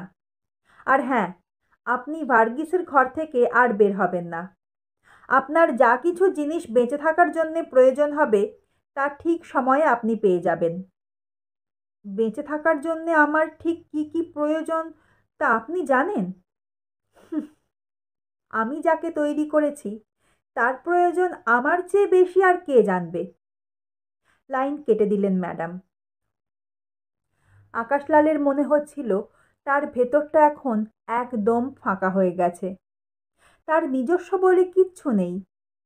কোথায় বসে কেউ রিমোট টিপবে এবং তার ইচ্ছে মতন তাকে চলতে হবে। এর থেকে পরিত্রাণ নেই। কিন্তু সেটা এখন থেকে নাকি অনেক অনেক আগে থেকে চলে আসছে তা জানার কোনো উপায় নেই। ভার্গিসের ঘরে শুয়ে বসে হাঁপিয়ে উঠছিল আকাশলাল। প্রতিদিন তার ঘরে সব রকমের প্রয়োজনীয় জিনিস পৌঁছে যায়। সে লক্ষ্য করেছে তাকে এখানে নিজের ওপর ছেড়ে দেওয়া হয়নি। এই বাড়ির বাইরে দিন রাত তাকে পাহারা দেবার জন্যে লোক থাকছে। গতরাতে মিনিস্টারকে পদত্যাগ করতে হয়েছে। তার বিরুদ্ধে ভার্গিসকে হত্যা করার অভিযোগ আনা হয়েছে। প্রাথমিক তদন্তে জানা গিয়েছে অক্সিজেনের পাইপ খুলে নেবার পেছনে মিনিস্টারের মদত ছিল। আর দ্বিতীয় খবর, বোর্ডের সদস্যদের মধ্যে বিরোধ দেখা দিয়েছে। এর ফলে আজ রাত্রেই বোর্ডের সদস্যদের নতুন করে ভোটাভুটির মাধ্যমে নিজেদের অস্তিত্ব প্রমাণ করতে হবে। আজ বিকেলে ম্যাডামের কাছ থেকে খবর পৌঁছেছে তৈরি থাকার জন্যে। বোর্ডের মেজরিটি যদি ম্যাডামের সমর্থকরা পায় তাহলে তিনি গগনলালের নাম মিনিস্টার হিসেবে সুপারিশ করবেন। আকাশলাল যে বিপ্লবের স্বপ্ন একদিন দেখেছিল তার ফল হলো দেশ শাসন করার ক্ষমতা পাওয়া। ম্যাডাম সেটা অন্য উপায়ে পাইয়ে দিচ্ছেন। কিন্তু গগনলালের অস্তিত্ব একমাত্র তিনিই জানেন বলে তাঁর পরামর্শকে আদেশ বলে মনে করতে হবে গগনলালকে। আজ সন্ধ্যার পর আবহাওয়া খারাপ হলো। রাত ৯টা নাগাদ দামি গাড়িটা এলো তাকে নিয়ে যাওয়ার জন্যে। ড্রাইভার ছাড়া দ্বিতীয় মানুষ নেই সেই গাড়িতে। পেছনের আসনে বসা মাত্র গাড়ি চলল। খানিকটা যাওয়া মাত্র ড্রাইভার তার মাথায় একটা ধাতব স্পর্শ পেল।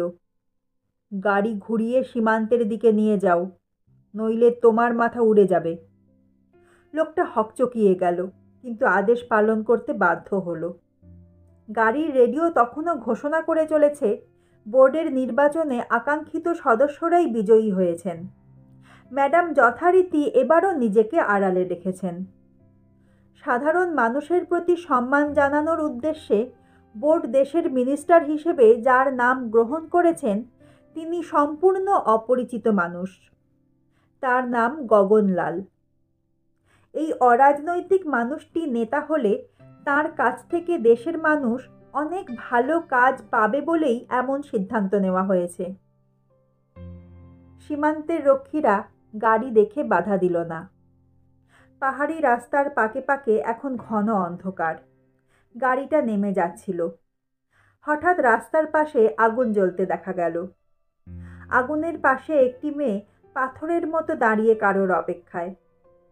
আকাশলাল জিজ্ঞাসা করল, মেয়েটাকে? ড্রাইভার জবাব দিল, ও পাগলি। ওর প্রেমিককে যে পুলিশ মেরে ফেলেছে তা ও বিশ্বাস করে না। আকাশলাল মেয়েটাকে চিনতে পারল না। আগুন পেরিয়ে গাড়িটা নেমে যাচ্ছে নিচে, অনেক নিচে। সে অপেক্ষা করছিল গাড়িটাকে ছেড়ে দিতে পারে এমন একটা জায়গার জন্যে। তারপর না, তারপর আর কিছু জানা নেই। যেমন নিজের অতীতটাকেও সে সঠিক জানে না।